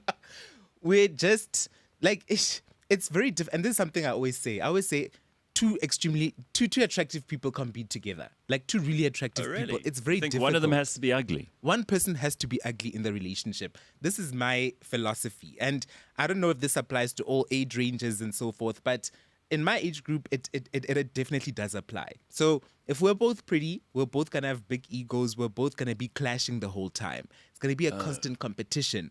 One of us has to be on the knees. One of us has to feel like you're doing me a favor. You know? Yeah, but I think that's also because it's a guy-guy relationship with you. I don't think that's true for straight couples. You know why? Because they're looking for different kinds of attention. Yeah. The kind of attention girls want is more like the kind of gay guy attention. Absolutely. You know? Yeah, similar energy. Yeah, and it's about like I'm the prettiest one. I'm wearing the nicest outfit. Yeah. I'm getting the attention. People are being especially nice to me, even if I'm not being very nice to them. Whereas with guys, I don't think it's the same. I don't feel like a guy is really ever competing with his girlfriend on a looks basis. No, not really competing directly. But when it's more two of guys, sure. Yeah, when it's two guys, definitely it's a competition. Yeah. But if it's a guy and a girl, it can sometimes, like, no girl wants a really attractive guy. No, they You do. can ask girls. No, they do. Which they do. girls? Don't they? They do. Let's see what the comment They section do. does. Okay. However, yeah, it's an interesting one. Yeah. Because, yeah, I mean, they don't want... If they can have control, again, wrong guy to be having this conversation with confidence, but let's go. If they guarantee the kind of control, then it's a great power move against other women because we all know women hate women the that's most. true. They're catty. They want to fight them. Yeah. No, they're in bitchy competition. about that. They're in competition the whole time. Thanks. That's a better way of saying it. Yeah. They're in competition. So They're if just being bitches for no reason. They're in competition. yeah, so if you have that sort of trophy, it's great. Okay. But it's going to be a lot of work. But that's an interesting situation you pose. It like no woman wants a good-looking man just because he's good-looking.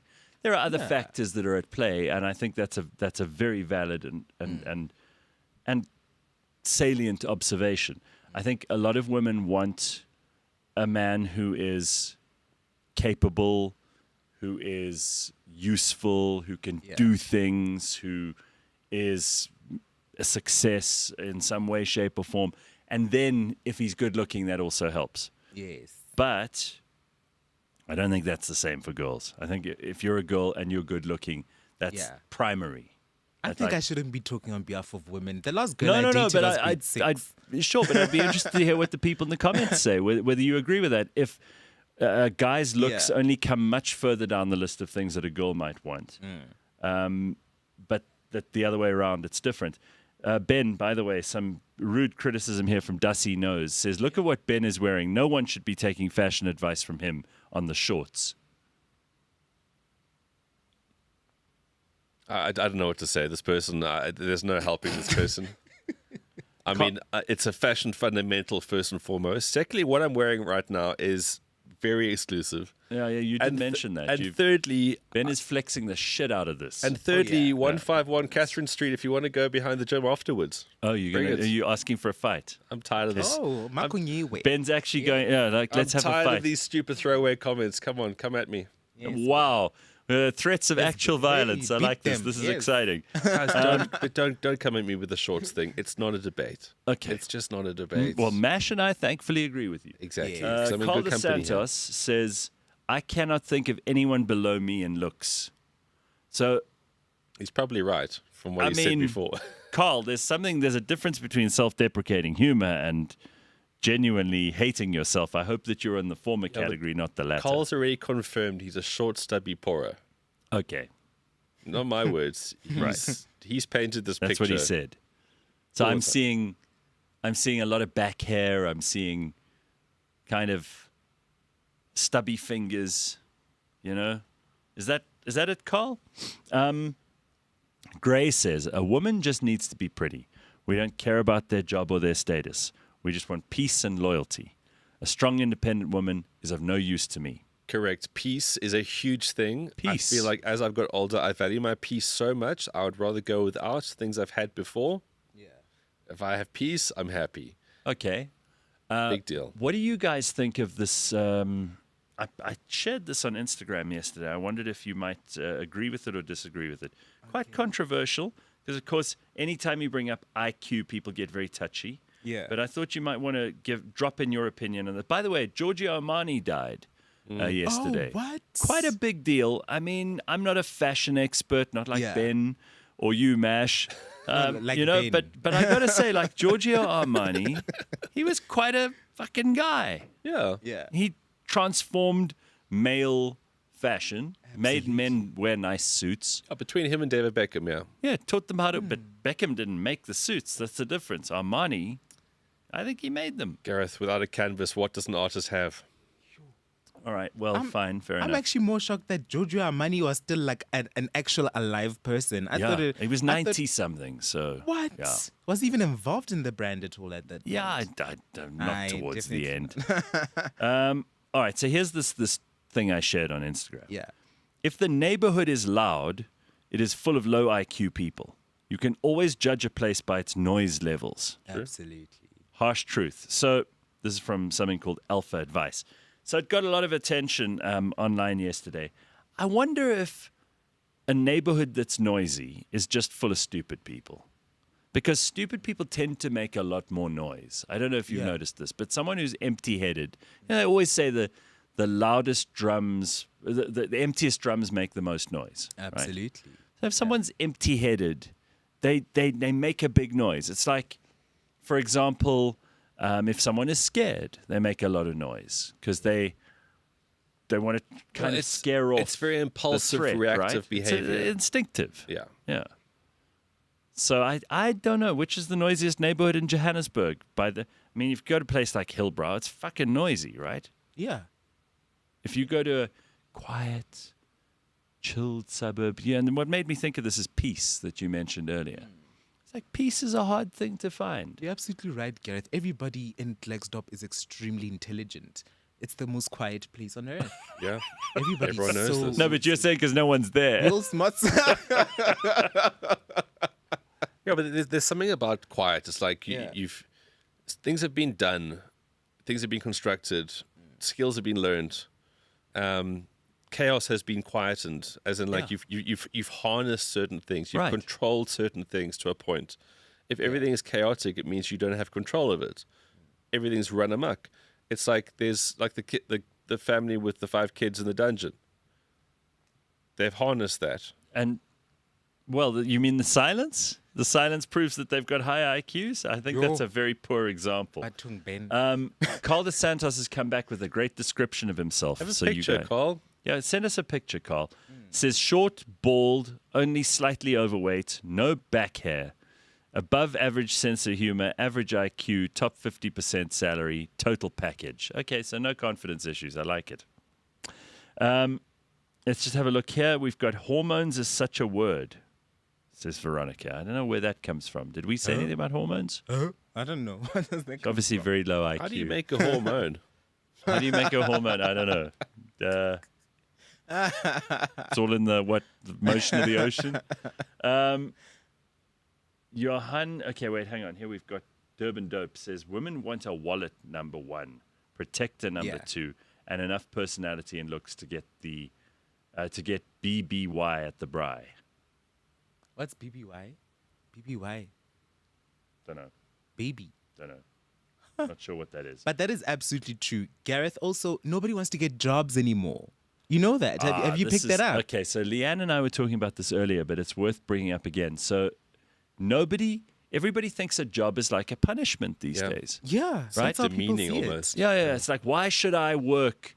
This shouldn't be my life. And for the next 40 what years. have I done wrong that I should have to work? I can't do this for the next 40 years. That's what people are saying. Yeah. So and these are all my age mates who are saying this. Why do they think they're better than a job when actually they're lucky to have that job often? Gareth, it's because of the cost of living. It's just gotten so damn high. But then you need the job. Be grateful for the job. I think it's also because the previous generations before us, I mean, we saw our parents being able to buy houses, working at factories, this is true. working in factories. Now we're working corporate jobs, we're senior level people, and we still can't afford to get by. Yeah, but you know why? Because of the government. I'm telling you that just this week, I recorded a thing yesterday about the eThekwini municipality. Did you hear about what happened there? No, what happened? They told everybody in Durban they owed 40 billion rand in outstanding rates and taxes by the people who live in Durban, right? Yes. So they said to them, we'll make a deal. If you pay half of what you owe us now, we'll write the rest off. They only brought in 1 billion out of the 40 billion because who has the money lying around to be able to settle their bill with the municipality? If you don't have money, you don't have money. Most of those people are low-income households anyway. And then they found out that the Ingonyama Trust, which the king owns, they are serviced for free. They don't pay a single cent. Yeah, they don't pay a cent to the municipality. And the municipality has to supply water, electricity, garbage removal, all of that stuff, and they don't pay a cent. The king. And you know, it's also, good to be the king. I saw something about the king requesting donations or something. I saw something. He's along always those running lines. out of money. Yeah, that the kingdomship or something will be out of money in a couple of years, and they have to start collecting donations from the Zulu Why don't nation. they start fucking doing what they did in Britain? Open up the palace, have people do tours. I mean, I don't know if they've got anything to show off because no one wants to see your 15th G-Wagon. But maybe you should give us something to look at, or put on a parade, put on a performance, do some kind of a thing, learn to dance. Zulu stuff, the dances. So make it happen, entertaining. man. They should make it happen. Do the whole dress up in the leopard skins and shit. Yeah, the short leopard let's have a skin. show, right? Yeah. I'm on board for that. Yeah. Stop asking us for a free handout.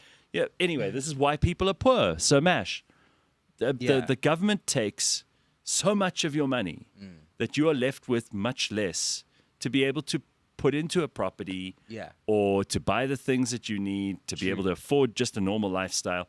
I don't know how people are coping. I really don't. Oh, it is very difficult. And yeah, so now everybody has a side hustle. Everybody has a side something. Everybody and everybody who doesn't have one is trying to have one.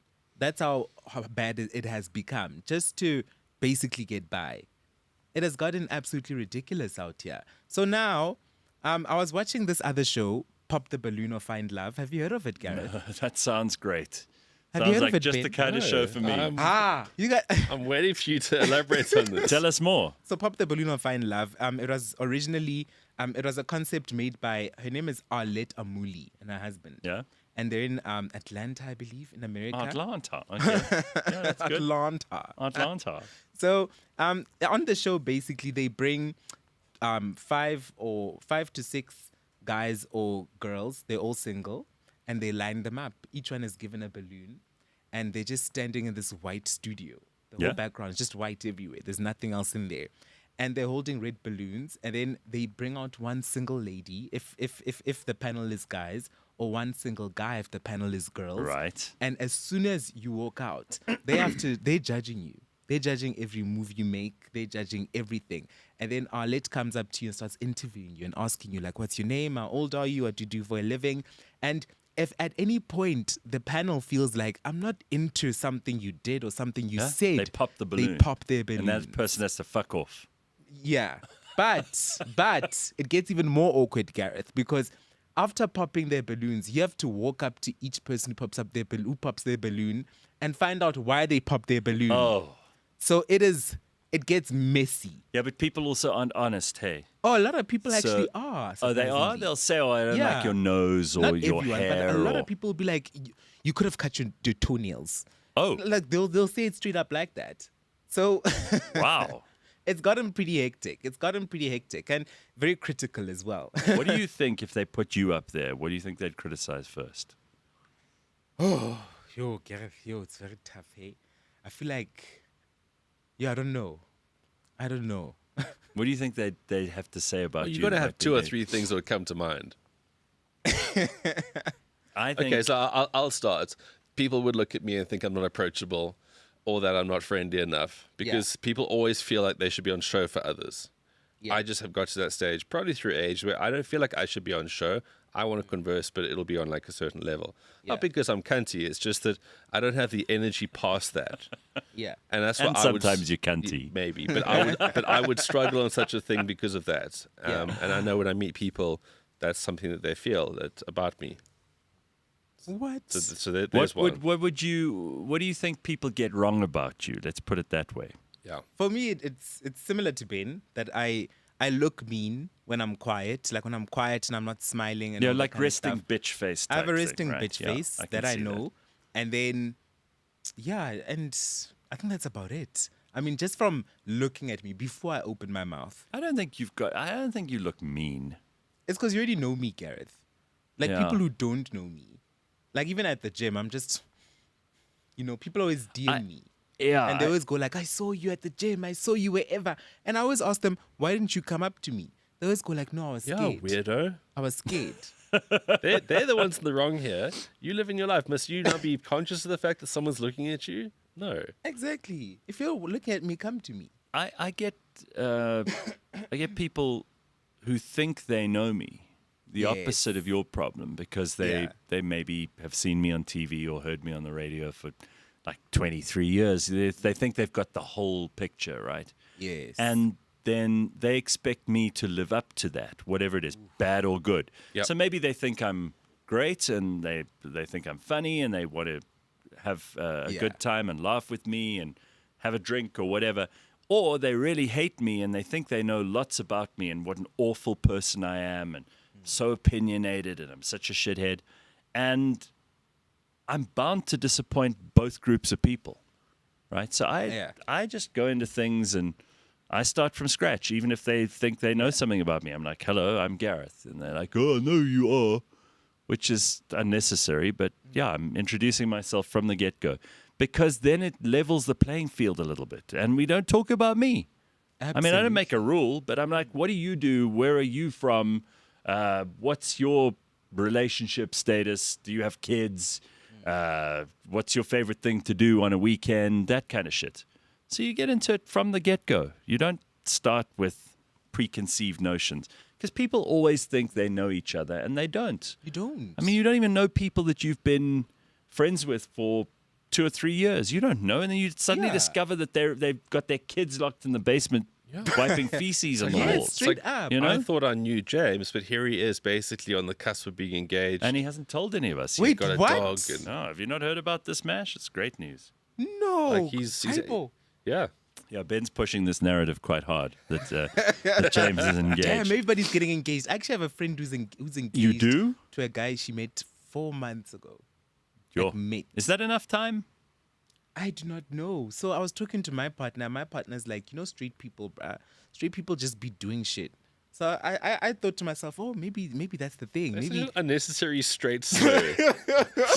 Slurs on straight people, yeah. Let's say something disparaging about straights. They're doing shit. Just by the way, the king, apparently, according to Wendy, the Zulu king wants every Zulu to pay 10 Rand a month to support the kingdom. yes. So, Flex, you're a Zulu. Are you going to pay? Flex says, hell no. Yo, he said, ka. Ah, exactly. We'll ask the other Zulus in the office today. We'll find out who's willing to pay for the king. No.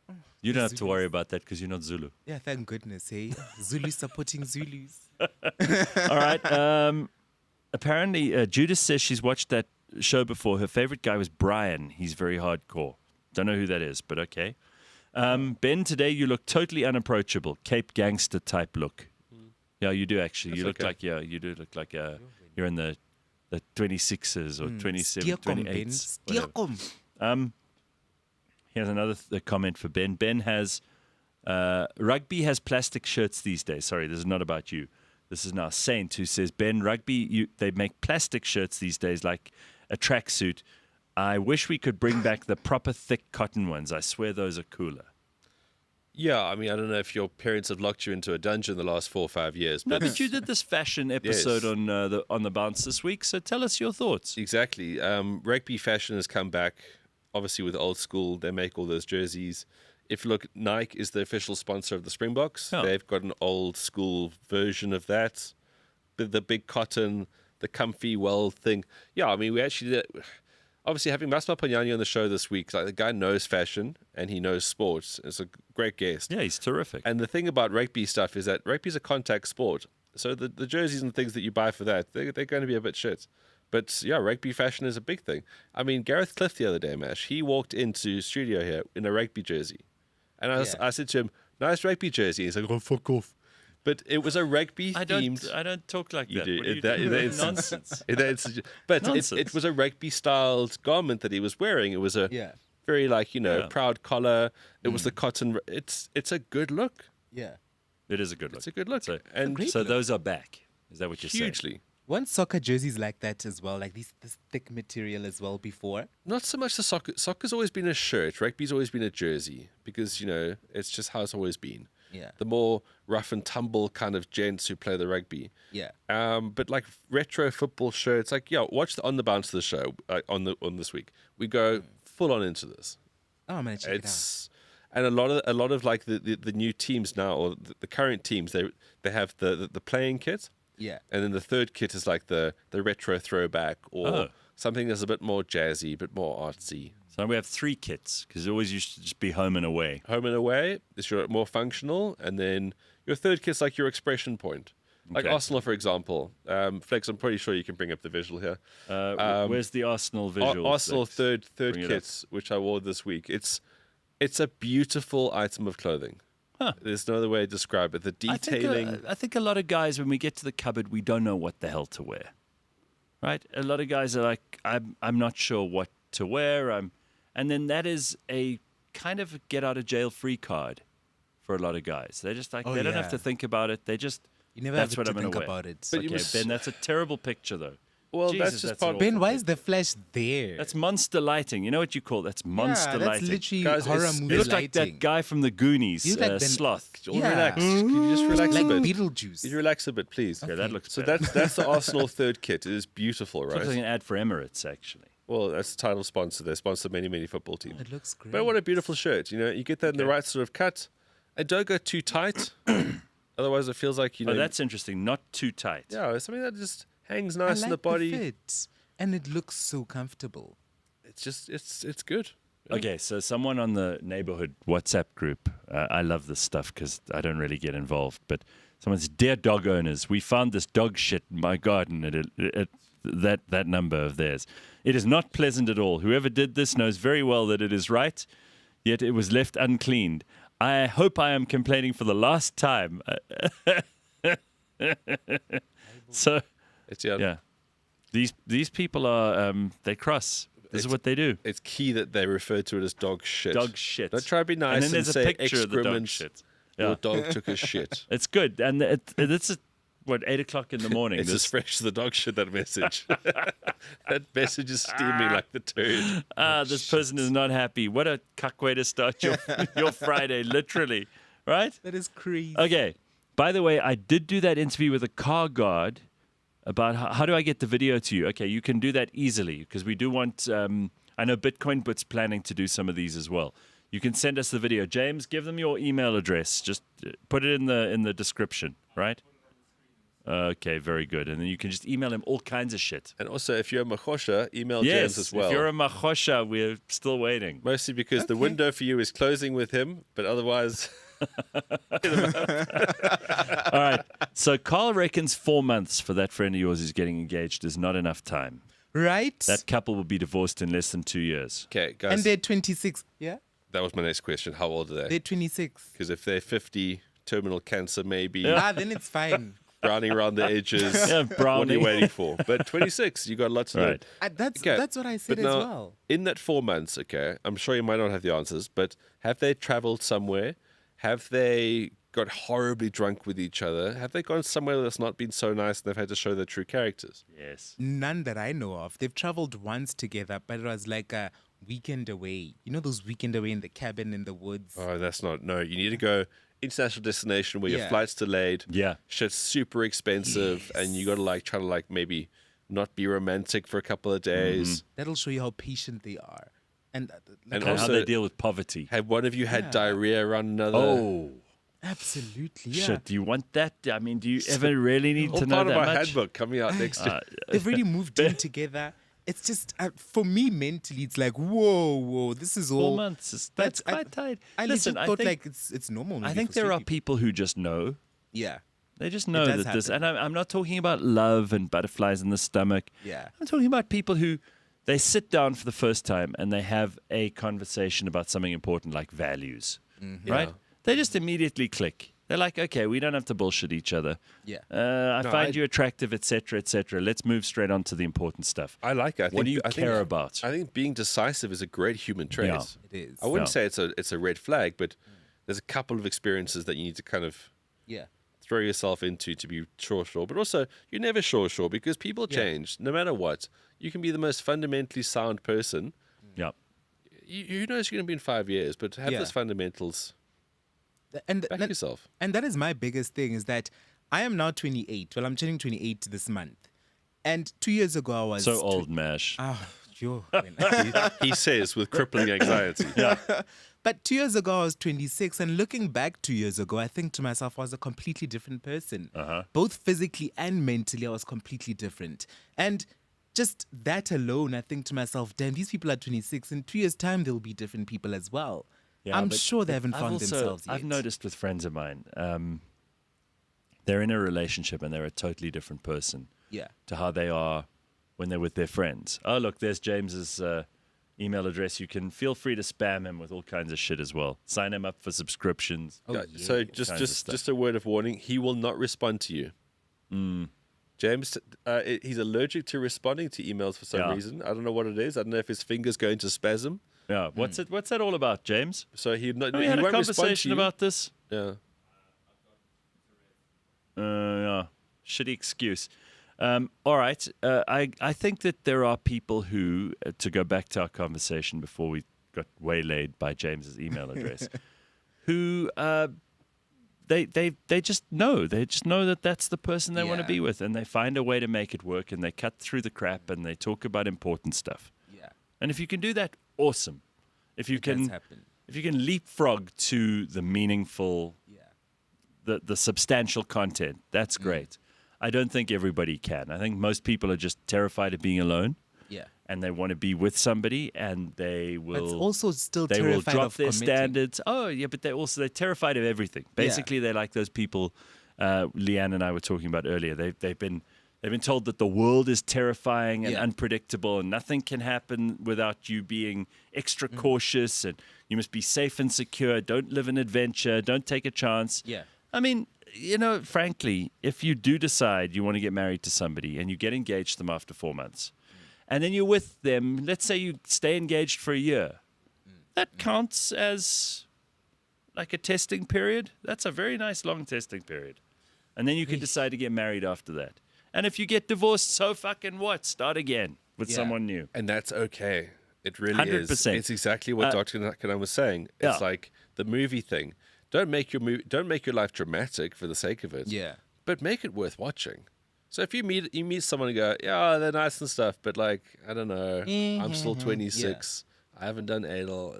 Like, people have strange like milestones that they want to just actually. You can embrace it. It's like sometimes it is actually fine.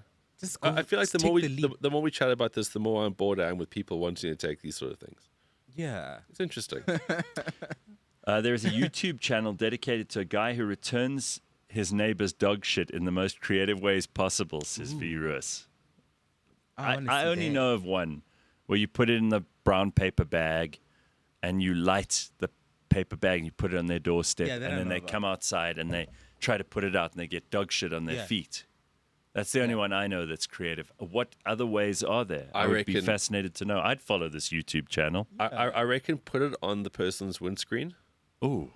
Because it's like very much, it's in their eye line, okay? They're going to get in the car and they go, oh. They're going to touch the poo.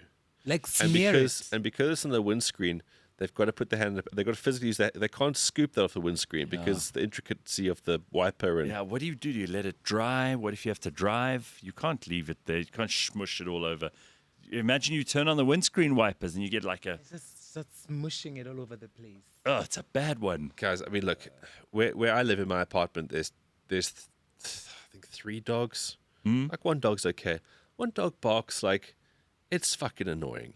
Yeah. It's so I want to shoot this dog in the head. I like animals, but this dog, it's the high pitched, and it gets let out to run around and bark indiscriminately. So this person whose dog shat in your place, Gareth, where you live. Well, not me, but the owner has just let the dog out to do what it needs to do. It hasn't escorted the dog. No. If you live in a place that's built up, you must always be with your dog. And if your dog shits, you got to pick it up straight away. If your dog's barking like that, go, that's not very nice. Right. Rather bark in my house where it's just my ears that will now bleed. Absolutely. If your dog is out in the streets, it has to be on a leash. I think that's good too, because otherwise it runs around. Yeah, that's if it's on a leash, it means you have sight of everything it's doing. If it's taking a shit, you have sight over it, and you can pick that up and keep it moving. You need to be looking after your dog. Veronica wants to take issue with you, Ben. She says getting drunk is not showing your true character. True character comes after not drinking alcohol at all.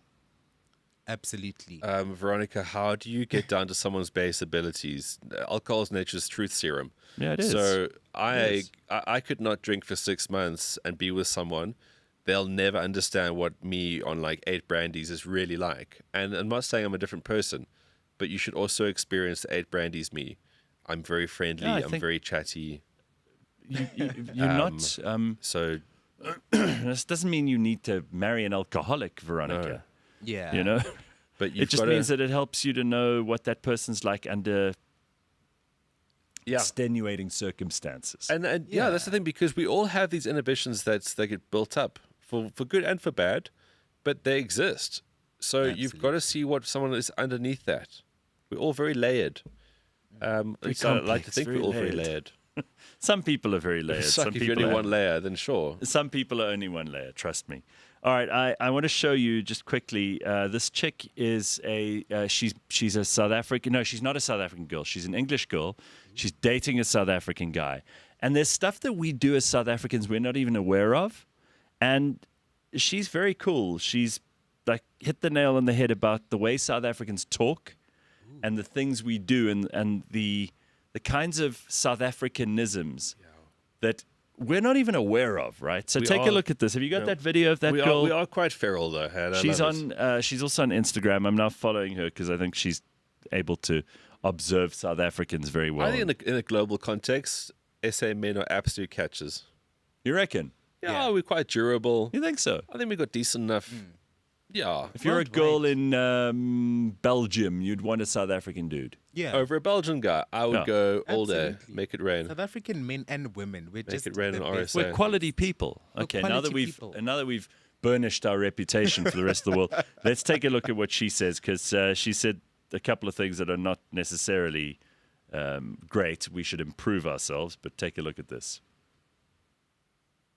I have been dating a South African for nearly 4 years, and before moving here I lived in an area in London called Putney. And if you know anything about Putney, you will know that I was pretty much exclusively only mixing with people from South Africa before moving here. My weekends were filled with bury rolls, fries and Mrs. Ball's chutney. I'm not going to sit here and patronise people and teach them about shame or the concept of now, because I feel like we're past that. What I want to talk to you about today are a couple of other things which are grammatically incorrect. They do not make sense, but South Africans say them. When my boyfriend and I first started dating, there were a couple of things that he would say to me, quite a lot of things that he would say to me, and I would think, oh, like sweet and unique and individual.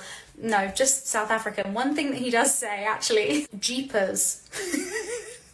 Who the fuck says jeepers other than Velma from Scooby-Doo? South Africans say jeepers all the time. Jeepers, bro. Okay, so the things that I wanted to talk to you about today, the first one is the fact that South Africans don't say we're, as in we are, they say we. Same with their, it's they. And same with your, it's you. If you were to say, like, you coming over tonight. It doesn't make sense, but that's what they say, that's what they all say. And then another one that also doesn't make sense and actually caused an argument between myself and my boyfriend in the early stages of us dating. I think he said something along the lines of, are you gonna unload the dishwasher or must I? Must I? Do you know how passive aggressive that comes across? I was like, geez, okay, gosh. I guess I'll do it then. But no, he's actually saying, like, do you need me to do it? Shall I do it? But he doesn't say shall I or do you want me to? Must I? Must I? You don't have to. Nobody's forcing you to do anything. So I guess all of this in context would sound something like, yeah, no shame, but they're coming over for a braai later, so must I start the fire now? I love her. She's great. So, must I? Shall I unpack the dishwasher? Or will you unpack the dishwasher or must I? We don't even realize we do stuff like that. As she said that, I was like, where's the issue? Yeah, you were like, there's nothing wrong with that. There's nothing wrong with that. The bigger issue is, why hasn't she done it yet? Yeah. Oh, Ben, we're wondering why you're single. All right, so most people suffer their childhood trauma and use that as an excuse to be shitty, says Bronwyn. Yeah. It's probably about Is that the same Bronwyn doesn't want to drink? Yeah, no, that was Veronica. Veronica, sorry. Sorry. Chris says, a dog cannot shit while it's barking. It can't build the compression. Did you know that? So a dog can't shit and bark at the same time. Shit and bark. Because it'll so much explode. sense. Makes sense. The dog will completely explode if Same way we can't shit and talk. Can't we? No, we can. Have you ever tried to shit and talk? Have you ever tried to and talk at the same time? Well, it's I might not be my most Fascinating. eloquent. Has anyone done experiments I'm gonna around? try this James, today. do a quick Google search. Flex, you could do it. You're faster than James. See if can humans shit and talk at the same time. I think the cadence of your discussion would change slightly. I have lots of calls on the loo. You can't. I've done a lot You of do scientific calls on the loo. research. You do Yeah. calls on the loo. Why? Because sometimes someone's just trying to get a hold of you, and you keep declining, and send them to voicemail. And you think, At oh, some well, point now's you're the like, right time. Well, I'm it's on kind the, of, I'm on the kind of- shitter. Let's go. Or sometimes I answer the phone just to say I'll call you back, but then the person just gets into it, and the gossip is so hot, Gareth. I can't. But you can hear the echoing of the bathroom, right? so They the- know the- they're talking to you So on the the shitter. gossip is so hot as you just drop what, your trousers. like what gossip's so hot that you could push out a turd at the same time as you're busy listening to this stuff? Yeah, there's some hot ass gossip out there, Ben. Hey, so it's just sometimes it's just hot. What does Google say? What does ChatGPT say? Not past gas. Not talking past gas. All right.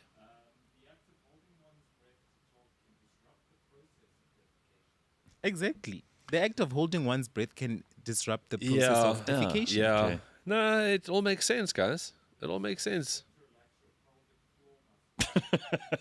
Yeah, it's difficult to relax that muscle, the pelvic floor muscle, when you're talking. So you have to stop talking and then get back to it. So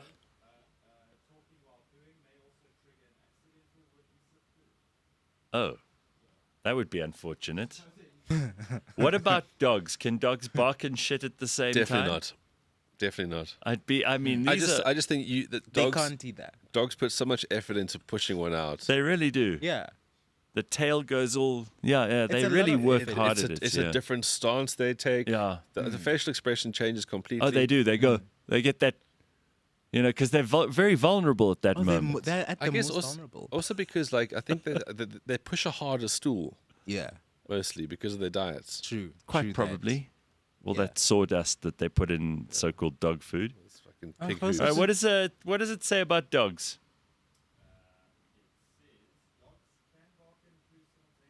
Oh, they Okay. can. Oh, they disagree. can.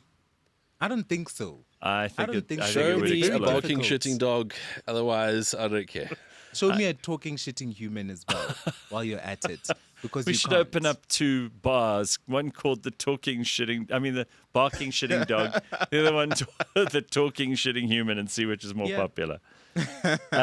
Vyasan wants to know a very personal question. Do you hold the phone with the same hand that you wipe, Mash? Good No, question. I use the left hand to hold the phone, and I do make sure that if I accidentally I always mute and then unmute, so people can't hear. Ah, thoughtful Yeah. of you. Okay, Yeah. well, I'll be sure not to call you ever.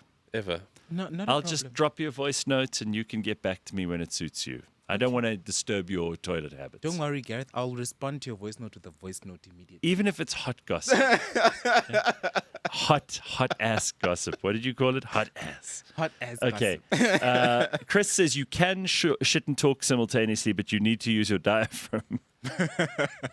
That's true.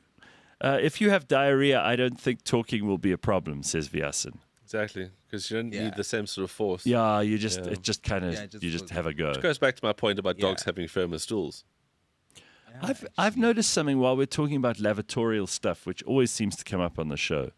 Have you ever noticed that when you are thinking about taking a shit, It happens. you need to make it happen? Oh yeah. Like you can't think about it and then not see it through, Oh, you have to see it through. right? Yeah. And when you start getting closer to the lavatory in question, It gets worse. it builds up, right? Yeah.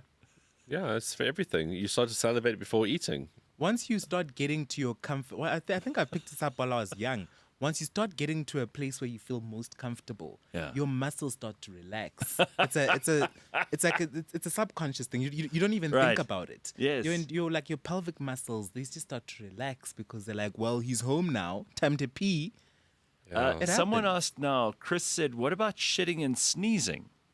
Can you do those at the same time? Wow. That would be Yeah. dangerous, right? You can. You can It's shit very- and sneeze at the same Very time. quick. Very quick. You're just in and out of the toilet. I don't think I've ever sneezed while I was taking a shit.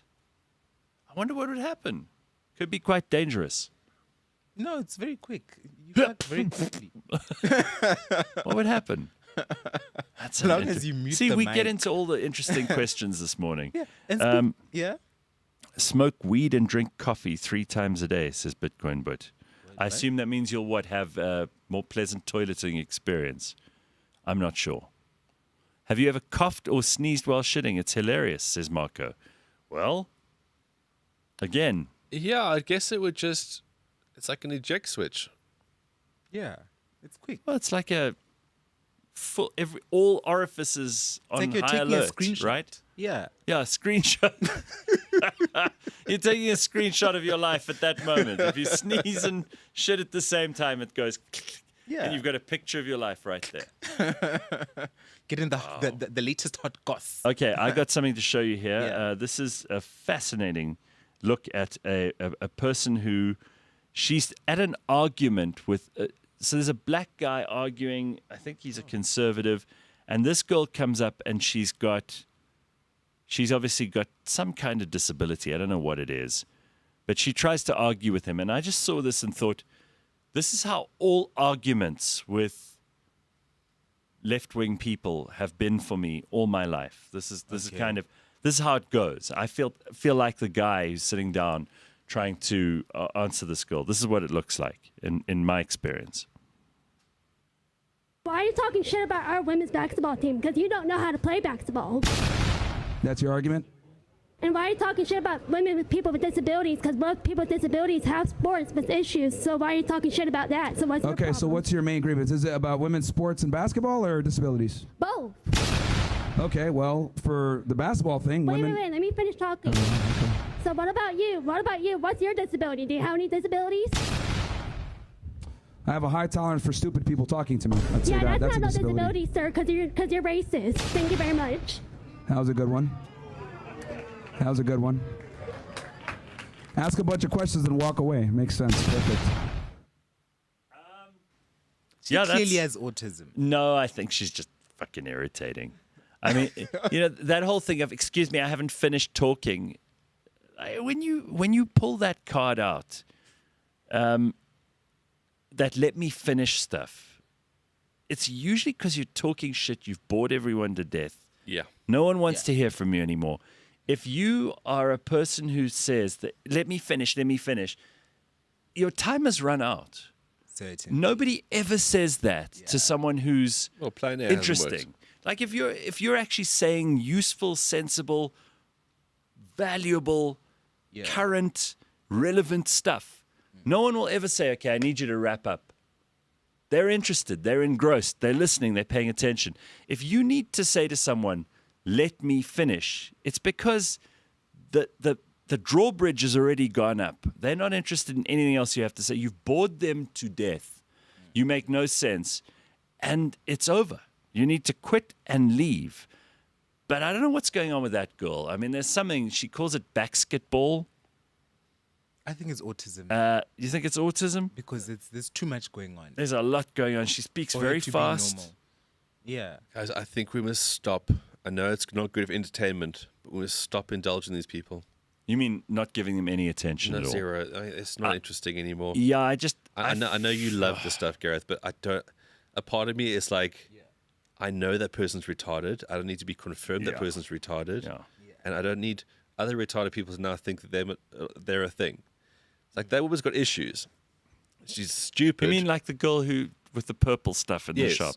But we shouldn't pay attention to these people. I mean, but that's just like cheap comedy. She's saying purple the whole time. I mean, cool. Purple. But it's like there's just good people, there's bad people, and there's people that people just don't ever need to see in life. You didn't think it was mildly entertaining that she called the black guy a racist? No, it's like Myron, out of nowhere. I know that guy Myron. The guy on the video is from a podcast called Fresh and Fit. He's a piece of crap. Is he? Yeah. Oh, so she doesn't like him, So and she knew actually, that. her reaction. So you're on her side. I would be like her if I was in. So you'd also be like, and you're racist. Yeah. Oh, really? That would be you, Bash. Yeah. You can't even play basketball, and you don't even know anything about basketball, and you're racist. So, and then as you walk away, you got to do that. Yeah, he's legit a horrible person. Guys, I take it all back. It's just not for me. Go ahead. All right. You fucking love it if you want it. Well, how about it's just so done. How about this then, Ben? I have something that is for you. This is very, very exciting. I have a video of. Oh, hang on, Flex, James. Won't you play that one that I sent you of the guy who's arguing with the other guy? This is entertaining because he, Patrick Bet David, the dude who does the podcast, Yes. right? Okay, so he is sitting with this dude who comes from a working class town, and he says he's handed in his job application at 400 and something places, and he's just never got a job. And so Patrick Bet David offers him a job right there and then. And you must see how this guy doesn't realize he is the architect of his own failure. Yes. Like, he doesn't understand because he's got such a victim mentality that he doesn't know he's just been given an opportunity and he's pissed it away. But that's the identity thing, right? It's become his Right. identity now. So watch this. That's exactly right. Take a look at this. I have put in 477 applications over the last 2.5 years, not even gotten a call back once. Why do you think? I do not have a degree. I live in an area where the physical job market is very limiting. Does your family live there? Mom, dad, everybody's in that same city? Everybody was at one point. Okay. Most of them are dead now. Sorry to hear. It is what it is. It's poverty. We're kind of used to that on this side. Why do you feel like you're a victim? The way you speak? Because I exist. What do you have on your resume? What do you offer? Transportation expertise, logistics expertise. How about I interview you and I give you a job? And let's see what you do 90 days later. Okay. I'll look up your company and all that kind of stuff. But watch what you just did. You just said you applied to 477 companies who's not gotten back to you. Yeah. A business owner just made an offer to you. You became selected. What if I gave you a job, period, and I paid you a reasonable wage? Are we talking a livable wage or a reasonable wage? What do and you make whose right version now? of reasonable are we What do you talking make about? right Your now? version of reasonable or my version of But reasonable? you're trying to get a job and you're being selected. It's going to work against you. I'm My more than offer's more. off the table Okay, that's because fine. you're going to be difficult to work with. The last thing he says there is, my offer is now off the table because you're going to be difficult to work with. He doesn't want a job. No, he doesn't. But I wants love that sympathy. last line. It's like, okay, when it all comes down to it, you look at this guy and you're like, you're going to be too difficult to work with. Yeah. I actually changed my mind. I'm not offering you a job. And I wonder how many people go into job interviews going, how much are you going to pay me? What it's worth. Yeah. To go back to your point earlier that people don't want to work. They don't. They don't want jobs. Yeah.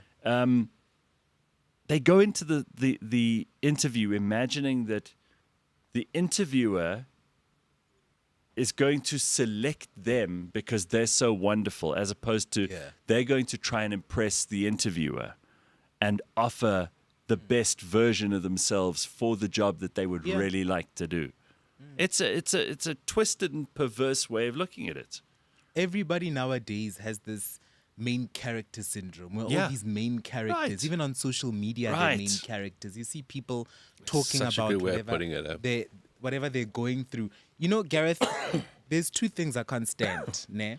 And relating to this guy as well, on social media in particular, and that is people who, number one, see themselves as some sort of main character, meaning that they think they're more interesting than they actually are. Right. And secondly is, sorry. We're all coughing this morning. Did you said you got what? I feel like I've just had a bit of flu the last 2 days. Okay. That's why I'm so nasally. Go on, Mash. Let's But go. I'm maintaining pretty well compared to you two. So you said either main character syndrome or? Yeah, people who have main character syndrome or people who just have no drive. No ambition, They have no ambition. But they're so good at masking it. That's the thing. They're very good at masking it. So even on social media, you see people talking about themselves. It's all about themselves. But the information they're putting out there is not relevant information. What is anyone supposed to do with some of the information you're sharing with us? Sure. What are we supposed to do with some of it? Same with interviews as well. People are such little main characters and they just want to be the superstar. Well, they also start telling you a whole lot of shit that's not relevant to the job. That's exactly like where I they'll was start going. telling you, for example, about their mum who died 2 years ago, and like, hey, your new boss, your erstwhile new boss, the person that you're applying to the job for, does not want to hear how emotionally drained you are from 2 years ago when your mum died. It's my not mother going to died, help. then my father died, then my sister died. Then, And then I it's had 2 an months abortion. It's like, you know, Then those I- LinkedIn posts. I ran when out of someone's money in graduating. September. Like, no one cares. My mother died, then my father died, then my sister died. Because Everybody died. it's because of it. It's entitlement is the thing that pours fire over all of that. They feel entitled to say so. You're entitled to nothing. Absolutely. You're entitled to be on time. Yeah. No, it's the entitlement around all these things. It's like, well, I'm here now, so that's good enough. No, you need to be better all the time. Yeah. Because there's other people out there who aren't going to be as shit as you. And when that day comes, you're going to be like, oh, how did this happen? It's like, that person's not entitled or difficult to work with. So I'm going to work with them. Shocker. And this also goes down to what we've discussed a couple of times on the show. It's like, don't get in people's way. Be as useful as you can. Absolutely. And as quiet and non-friction as you can possibly be. Right? You want the least friction. Yeah. Be the easy guy to work with. That's exactly right. Like, I must go past Mash's desk every day and go, he's on top of shit. He doesn't bring me trouble. He gets his stuff done. It's always on time. I don't have to worry. I'm not concerned. Mash does not add trouble to my day. Yeah. Right? Those are the people you want to be around. Yeah. Add value, not trouble. There we go. Absolutely. That's our theme for the day. So here a couple of things. I just love appearing to listen to that kind of person and never show that I need to answer them. The results are interesting. So Chris is saying if he were around that guy who was in the job interview, he would listen to that kind of person but never show that he needs to answer them. So he just kind of lets them talk themselves to a standstill. Oh, let them go. Yeah, let them go off. You kind of see where it ends. Yeah. Because ultimately, I mean, he was going down some very strange rabbit hole of... Patrick asked him, where most of your family live in that town? And he's like, yeah, but most of them are dead. And then Patrick said, I'm sorry. And he went, oh, well, it's what we do. It's poverty. What does poverty have to do with people like dying? A bunch Did of they die non of hunger? sequiturs, right? Yeah, I mean, like, did they die of hunger, like in a Victorian workhouse, Oliver Twist style? Yeah. Or they were probably obese, poor diets and stuff. But it's just, it's a very chilling clip to see how some people are just fucked. Yeah. They can't be helped. No matter what, they are just fucked. 477 job applications he said he'd given in. How bad is he at job applications? How bad must he be as a candidate? He's a horrible candidate. Terrible. We just saw that he's a horrible candidate. Does he not make an effort to go see people face to face, or is he just sitting on his ass just mailing? I think he just sits there and presses send. And you know, the other thing is, I don't know if you guys have ever had a CV or if you update it. We use AI now, hey? Yeah, but do you have a CV? Yeah. Because I have never ever had a CV. I don't actually know how to put it together. Your value proposition is more obvious. Never needed. No, I know, but I'm not saying that's normal. Yeah. But how often do you update yours? At least every 3 months. Really? Yeah. Every 3 months. I use AI now. Okay. There's a platform that I pay for.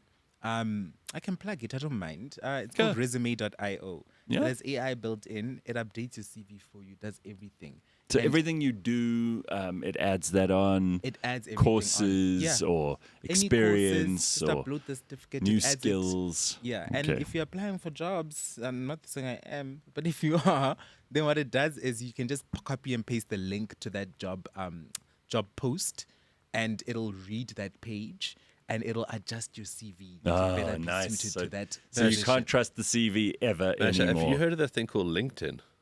Oh, it's useless. LinkedIn is LinkedIn is the cuckest of who all who has gotten things. a job on LinkedIn? Please let us know. People do, hey? I know people do. And but people I've never. advertise on LinkedIn. Guys, I'm not an advocate for LinkedIn. I think it's terribly boring. I don't need it, but I know it's there.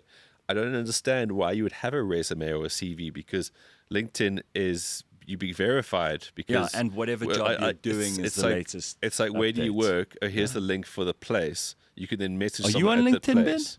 Yeah, of course. I'm on all these things. Okay, but you hate it. You I'm think not it's active. bullshit. I don't need it. I don't use it really. Yeah. But I don't understand why anybody would not be just on that as a primary. If I'm looking to hire somebody, everyone lies on their fucking resumes. Now you got apps and stuff that'll finesse you.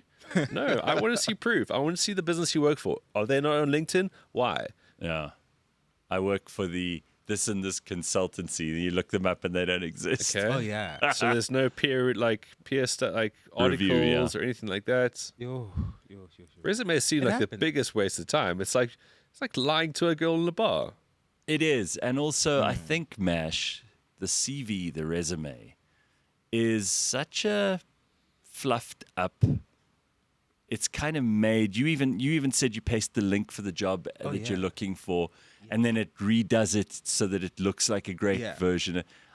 I know people who hire all the time, and very few of them even look at the CV. The CV is like a way in the door. They want to know you're not a complete ignoramus. Like you haven't been living on the street for 3 years and you got a major crack habit and, you've got you dribble bum every third day because you eat fucking handfuls of pure sugar. No, that's all you want to know from the CV. Yeah. You just want to check that they're able to put one foot in front of the other. Everything else is down to the interview. Absolutely. Right? Yeah. And also, if no one follows you on LinkedIn, if you don't have any audience, then you also, again, like I'm not a LinkedIn advocate. It's just that it makes so much sense. Like you get people who endorse you. You have people that you obviously worked with, so then there'll be connections of yours. Yeah. Like a CV doesn't show your network. No. Like unless you're a forklift driver with good eyesight, you need some network. Absolutely. Unless Yeah, you you like, do. In fact, your network is usually the way that you develop wealth. It's like who you know, not what you know. It's right? like your skills or insights or expertise, whatever, can attract others. Yeah. So therefore, you have value. If you have none of that, So Woody says he's got a friend who works for a German company that actually manages people's accounts on LinkedIn. So this company updates it for you, puts content on, makes it look like you're in charge. You've got shit going down. You're writing articles, all kinds of things. This company does that for you, but it's all fake. You're paying them a retainer to keep you relevant, essentially. I mean, it's clever. Are there people out there who actually sit and go, oh, let me go on LinkedIn. Let me see the latest on LinkedIn. Sure. Ooh, let's see. Ooh, Mamang. Ooh, whoever got a job. Ooh, Gareth just started a new job. Yeah. Ben just finished So 10 do years. people at this do- job. do people actually do that? Let me congratulate Ben on his work anniversary. Ooh. You know, some people are absolutely defined by their jobs, right? Oh, yeah. So therefore, LinkedIn is like the thing. It's like I want to congratulate you on the paper you handed in last Thursday. Yeah. I don't think I've ever responded to I don't think I've ever responded to a DM on LinkedIn because horse shit. Oh, congrats on your work anniversary that you didn't post. This thing's been automated. It's like, yo. Yeah. I didn't even know it happened. Or if it's like, it's your birthday, I really hope you have a really prosperous year. I really like what you're doing. No, you don't. You just, like, this is automated. You just click the thing to say automated. It does. It even gives you a yes, thank you, or a no, or whatever. It's all automated response and checkpoints. You know what I'm very scared of is LinkedIn launching their own AI. All companies now have their own form of AI, and it's only a matter of time before LinkedIn does. Because think about it. Facebook, Instagram. Why would you be specially scared of LinkedIn's AI? Because LinkedIn's AI will be the worst. It'll be the worst thing to ever true. graze It's this already planet. the worst site, right? Yeah, it's the because worst app. AI has taken over social media. AI has taken over, well, pretty much everything. If you look at the internet now, I actually watched a video the other day, and someone said we've now gotten to a point where AI is building the websites, AI is building the apps, AI is engaging with those apps, and it's just AI talking to AI. It's building this stuff and it's talking to itself. Because think about it, all these bots are going on these websites. Well, Homotso says LinkedIn is like Facebook. It's for a certain age group. I just think I agree with Ben. It's like so boring. I don't think it's an age group thing. Facebook is an age group thing. Yeah. The purpose of it. And I do believe people check out your LinkedIn if they're going to hire you. Facebook's a familiarity thing. So certain people who that was their first social media, they'll be familiar and loyal to because it's like their formative social media years, days. Right. Yeah. But LinkedIn is just it's a function thing. Yeah. Bronwyn says, I'm currently in the job market and I've been relying somewhat on LinkedIn. Very grateful for the feedback. I can redirect that to focus elsewhere now. I would say you should be on. Everybody who's in the workforce needs to be on LinkedIn. You have to be because, as Ben said, it's like a way to verify that the people actually exist, that they have a network, that they're not some kind of schmuck. Yeah. You know, who's making everything up. And because you can't really like lie on LinkedIn. I mean, you can polish things up or pretend they didn't happen. But you can't just lie and say I worked here. No, and I mean, I think of important people in business that I might need to get hold of. The number one stop is LinkedIn. Usually that's where you go first, right? Yeah. So it has its uses. Yeah. It's just not very interesting. And it is kind of verifiable. Because I know, for example, I manage our company's LinkedIn, and every time someone's hired, as soon as someone sets their occupation to I work at this company, I get notified. Oh, wow. I get notified that, okay, this person says they work there. And then I can like And if they report get it. fired, do you remove them? Actually, unfortunately, it doesn't let you remove them. They have to remove themselves. Oh, But you can shit. report that this person no longer works here. Then LinkedIn they'll follow. What their a pain. due I thought that if process. you fired someone, You can't remove them. So if you fire someone, they What? can have. They So can they say can they work pretend at they your still work company for a there? whole year. No. Yeah, and we fired a couple of people, and and they won't leave on LinkedIn. On LinkedIn, some of They're them still LinkedIn work squatters. there. Some of them are still our colleagues, and they left over a year ago, and they're still our colleagues. LinkedIn squatters. Yeah, I can't remove them. Yeah, They but have to remove you can themselves. shitpost on their wall, can't you? You get those kids that were locked in that basement. They'll help you shitpost on the wall. Yo. That's what they're good at. I offered a guy at the traffic lights a job, says Chris, and he asked me what I would pay him. When I told him, he laughed at me and said he could earn more than that between 6 and 9 and 4 and 7 in the evening begging. Wow. You see? So, again. Nobody needs a job anymore. Did you see the episode, Mapello says, where there was a girl who was claiming to be mentally ill? So this guy offered her to go and see 2 specialists for her illness. Only if she agreed to see a psychologist that he chose for her, she declined. Yep. That checks out. That's about right. People don't actually want help. They want People don't want attention. help. They want to be indulged. All right. And then this is an interesting point from Mushroom. Gareth, you should draw up a CV. I assisted an old chap with his memoirs, and his CV was extremely useful. So even if it's just for a future memoir, I suppose you want to keep track of stuff. Yeah. But again, that's where it's useful to have something like a LinkedIn. You just put it on there, and it goes through your history, and it'll tell you what schools and universities and all the other crap. It's so easy to You know? lose track of this stuff, Gareth. Because sometimes I think back, I'm like, when did I work at this place? Uh. From when to when? Actually, you actually Well, especially forget. because people jump from job to job now Yeah. far quicker. You know, there was a time 2 generations ago where people would work for the same company until they were old. Oh, yes. And then they would retire. People have one job. Right. Then it started becoming like you maybe do 2 or 3 jobs in your life. Yeah. Now it's like a new job every 8 months. Oh, yes. Right? People are. They're jumping wherever the money is. Yeah. Which makes sense. I don't see why you should be loyal to a business. It's just you must be as devoted to your job as possible in order to produce the best results. But you don't need to. I went to. I think I might have told you guys about this. I went to an end of year function for a company once. Did I tell you about this story? And they had their values or their mission statement, or there's something on the wall there. This is the party. This is the end of year party, and these poor people had to read the fucking values, mission statement, whatever it was. And then during the CEO's speech, they all stood up and started reciting this company thing. no. Yes, it felt like the Nazis. I promise you, I felt like I was in Nuremberg, and Goebbels and Hitler were busy like saying Sieg, and they would all go Heil. It was unbelievable. I was so uncomfortable, and after that, I thought I never want to go and do anything with this company. They did. I won't even say what they did. It's too embarrassing. In function, all of a sudden, everybody just stands up and starts telling going, you. I will devote my life and my. They started reciting the fucking mission statement or whatever it was. Wow. That is weird. And this is a South African company based in Joburg. Giving There's some culty. weird shit going on. Giving culty. Big time. So there's a limit to everything. You want to like love your job. So we were saying earlier, people should want to do a job. You should want to do something in society. You can't just sit on your ass. But if you get to a job and they want you to learn the mission statement by heart, you might want to get the fuck out of there. It sounds like a cult. Wow.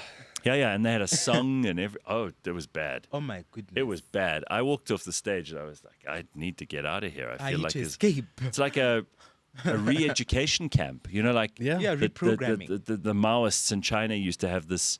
Yeah. We're going to.